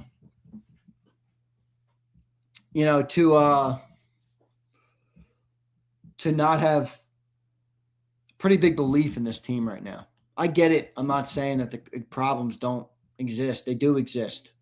But, sometimes I listen to myself back. Not often. I don't do that often. But sometimes I do. And I criticize myself, and I'm like, okay, Zander, you're criticizing a coach and a quarterback who've been to the playoffs 5 straight years. Anybody else doing that? No. You're criticizing a coach and a quarterback who've been to 2 Super Bowls, won 2 NFCs. Anybody else done that for the Eagles in the history? No. You're criticizing a coach and a quarterback who won a Super Bowl 10 months ago. You're criticizing a coach and a quarterback who have one of the highest winning percentages in football. Sometimes I sound like an asshole too, and I'll admit that fully to you. And I'm good with that. I'm good with that. Part of me is like you get wrapped up in the everyday. You know, you're doing the show every day. You got to make 6 hours of content a day on the channel. You're talking about things. You got to talk about everything. Yeah. I've gone down roads that were probably unnecessary or exaggerated. That's all right. I'm not perfect. Here's Kyle. Zander, I wouldn't be surprised if Roseman drafts a guard in the first round. Guard in the first round? No way, bro. Tackle. If they go offensive lineman. They're not going to draft a guard in the first round, Kyle. Look at every guard or center we've drafted. None of them have come in the first round. Landon Dickerson, second round. Cam Jurgens, second round. Tyler Steen, third round. Was Steen a second rounder or a third rounder? I thought it was third rounder. Yeah, third round, 65th overall. So he was like the second pick, I think, of the third round. Yeah, I mean they don't really draft guards, you know, in the first round. So I wouldn't expect that. Tackle, I could say. You know, I'm kind of going to advocate for that this year. You know, I know we could use another corner. I know I'm not saying that's the only need we have, but you know, one of the reasons that we've had this level of success in the last 5 years is because in the years previous, and even in those years, Howie's drafted offensive lineman, defensive lineman over and over and over again. Get back to that, dude. Like, I know we've had it's been fun drafting corners, drafting receiver. It's been a lot of fun. Build those trenches, dude. Build those fucking trenches. Silly was asking me yesterday. He's like, would you want Miles or Max Crosby this summer? And I'm like, no, because I want to keep the whole interior together. I want to keep Jalen Carter. I want to keep Jordan Davis. And I want to keep a Joe. Now, I don't think a Jomo will be here past next year, but I want the interior of that defensive line to be stout every year. To me, that's the backbone of what the defense is built on. You know? And if you got to make a trade for a Jalen Phillips-esque player next year, so be it. You know? But I want them to get back. And I think they will. I think Howie knows that. But, yeah, Pump, I think they will, dude. I think they'll draft an edge this year. I think they'll draft an edge in the top 3 rounds. You know, I think what's happening at the edge, I don't know if they're going to pay Phillips. I think they'll pay Phillips. Ty Simpson declared he might not go very high. He probably should have returned to school. I think they'll pay Phillips, but it does get tough quick. I mean, you got to pay Carter. You got to pay Davis. You got to pay, you know, Quinion and Cooper are a little bit removed. You don't have to pay them just yet, but they're coming up. Remember, Cooper DeJean, it was a second-round pick. He doesn't have a fifth-year option. So after next season, you're going to have to pay Cooper. So Cooper, Quinion, you know, Nakobe. I'm thinking Nakobe will probably walk, unfortunately. You know, Reed Blankenship, do you bring him back? I don't know. I don't think so, but maybe. Who knows what they do there? You know, Bond's under contract. Nolan. I think Nolan's going to go. I do. I think Jalen Phillips is kind of the nail in the coffin for Nolan in terms of returning to Philly. You know. So we'll see what happens. But all right, guys, good show. Let me make sure I got all my super chats. Yeah, I'm not Preston. You know, Preston's funny, man. He had a really good beginning of the year, like exceptional. Like I was like, this guy could be a top 10 pick, top 5 pick. I mean, if you go watch the first 6 Alabama games, I mean, dude was cooking. I think he had like 21 touchdowns, 1 pick. He was balling out, throwing the ball, slinging it around the yard. Jeremy Bernard was going. Isaiah Horton was going. Everybody was working. Late in the year, I don't know if defense has caught up to him. I don't know if he dropped off a little bit. I mean, it felt like he was struggling with everything. Everything. Like it was like nails on a chalkboard.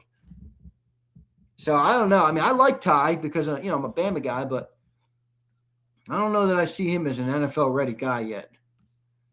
You know, I don't know if I see that yet. DeWood, I don't know, man. 35 is rich for Jalen Phillips. Guys, what would you pay Jalen Phillips? I like him. I want to keep him around. The defense has changed since he's been here. But I don't know. Numbers are going to come in. What's he had? 1 sack since he's been here? You gonna pay him $35 million, dude? I'll like give me like 27. I know that probably won't get it done, but yeah, 20 KCA. I'm with you. My coffee's ice cold at this point. I didn't drink it.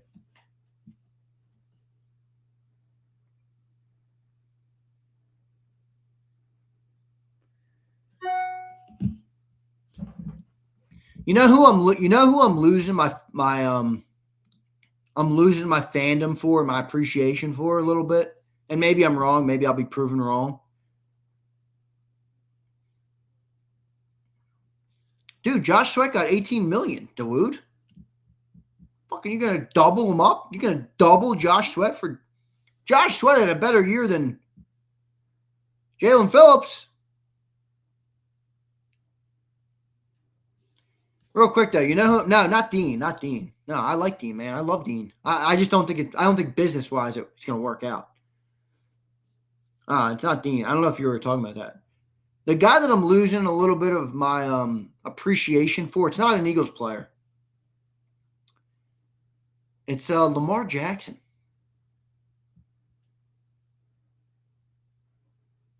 It's Lamar Jackson. I don't know. Maybe I read that article. Maybe I put too much stock into it, but this is why I said this earlier on the show, and like this is also part of the thing that I was thinking about when I was thinking about with Jalen, like recently. On like maybe I was too hard on Hurts. I think I was. I object full transparent. I'm pretty sure I was too hard on Hurts this year. But like when I look at Lamar, I'm like, all that fucking talent, because man, that guy's got talent. All the athleticism, everything he's got. Does he have the mental makeup to do what it takes? And this is where I hope everybody agrees with this. I don't know if they will. This is where Jalen can't be questioned. Jalen's mental makeup is second to none. It's so fucking focused. And I'm telling you, I say it all the time. I got such great respect for it as a man. It's fucking hard, man. Success in the world is hard. Jalen is so focused and disciplined. Like Lamar's got all this talent, and I'm like, are you committed? Are you doing everything it takes to get your team over the top? Are you, I don't know, are you fully unquestionably committed to doing the work that it takes to take your team the distance? I'm not talking about your talent. I think Jalen and Lamar have different talents. That's where that's where my appreciation for Hurts grows a lot. It does. Because that motherfucker, whatever, if he doesn't have the talent or whatever, you don't think he can throw that well, whatever you might think of him. I don't question that for a second. Dude's fucking built different. And I got great respect for that. So, but that's where I've kind of lost some of my respect for Lamar, That's where not lost respect. I don't know him. How the fuck can I lose? I don't know him. So I'm not. Respect isn't the right word, but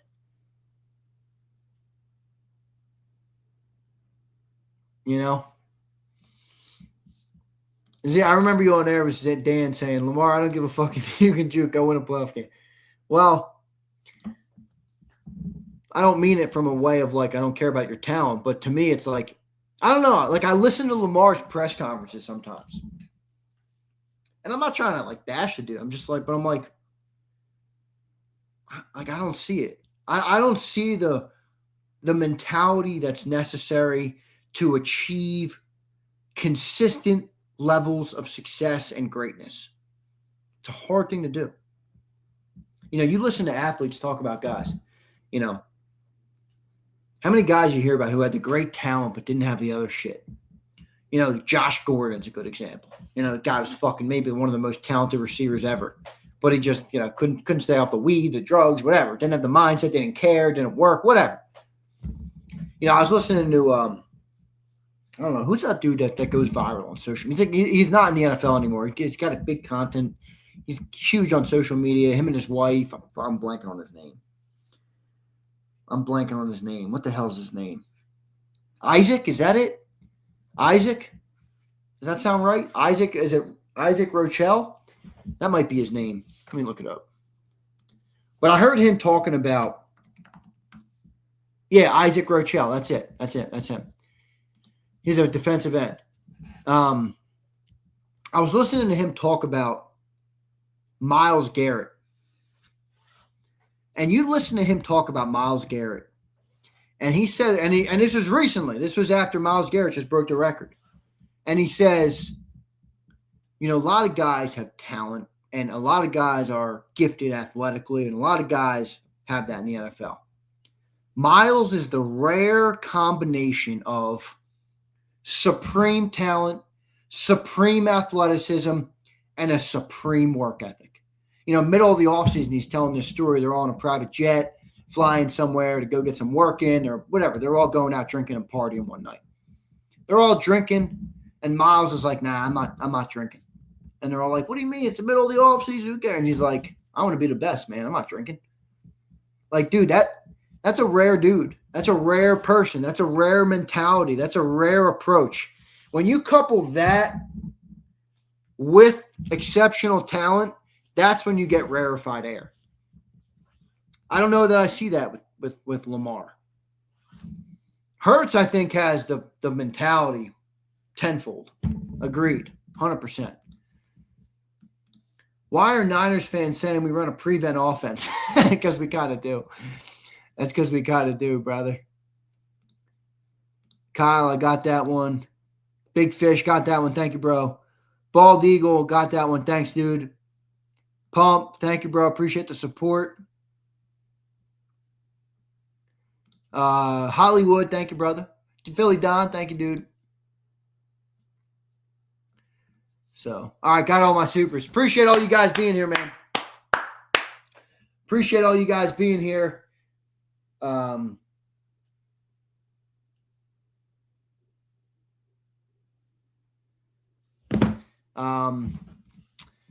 Appreciate all you guys being here. Look, it's an exciting time, man, going into the playoffs. It's one of those times where it can be good or it could go bad quick.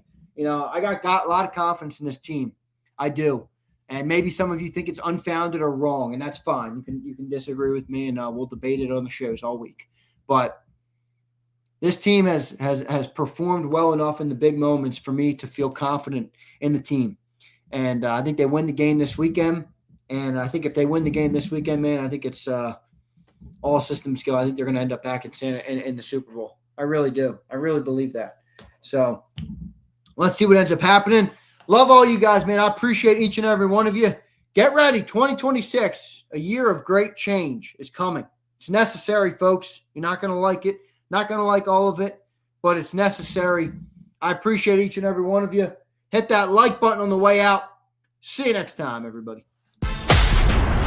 You've been listening to Birds 365, the destination for the passionate Eagles football fan who bleeds green. If it's Eagles football, we're talking about it. Debate, inside the locker room, and guests that are some of the greatest football minds from around the region. We hope you enjoyed the show. We know we had a blast. Make sure to like, comment, and subscribe, and we'll be back soon. But in the meantime, hook up with us on social media at JAKIB Sports. See you next time on Birds 365.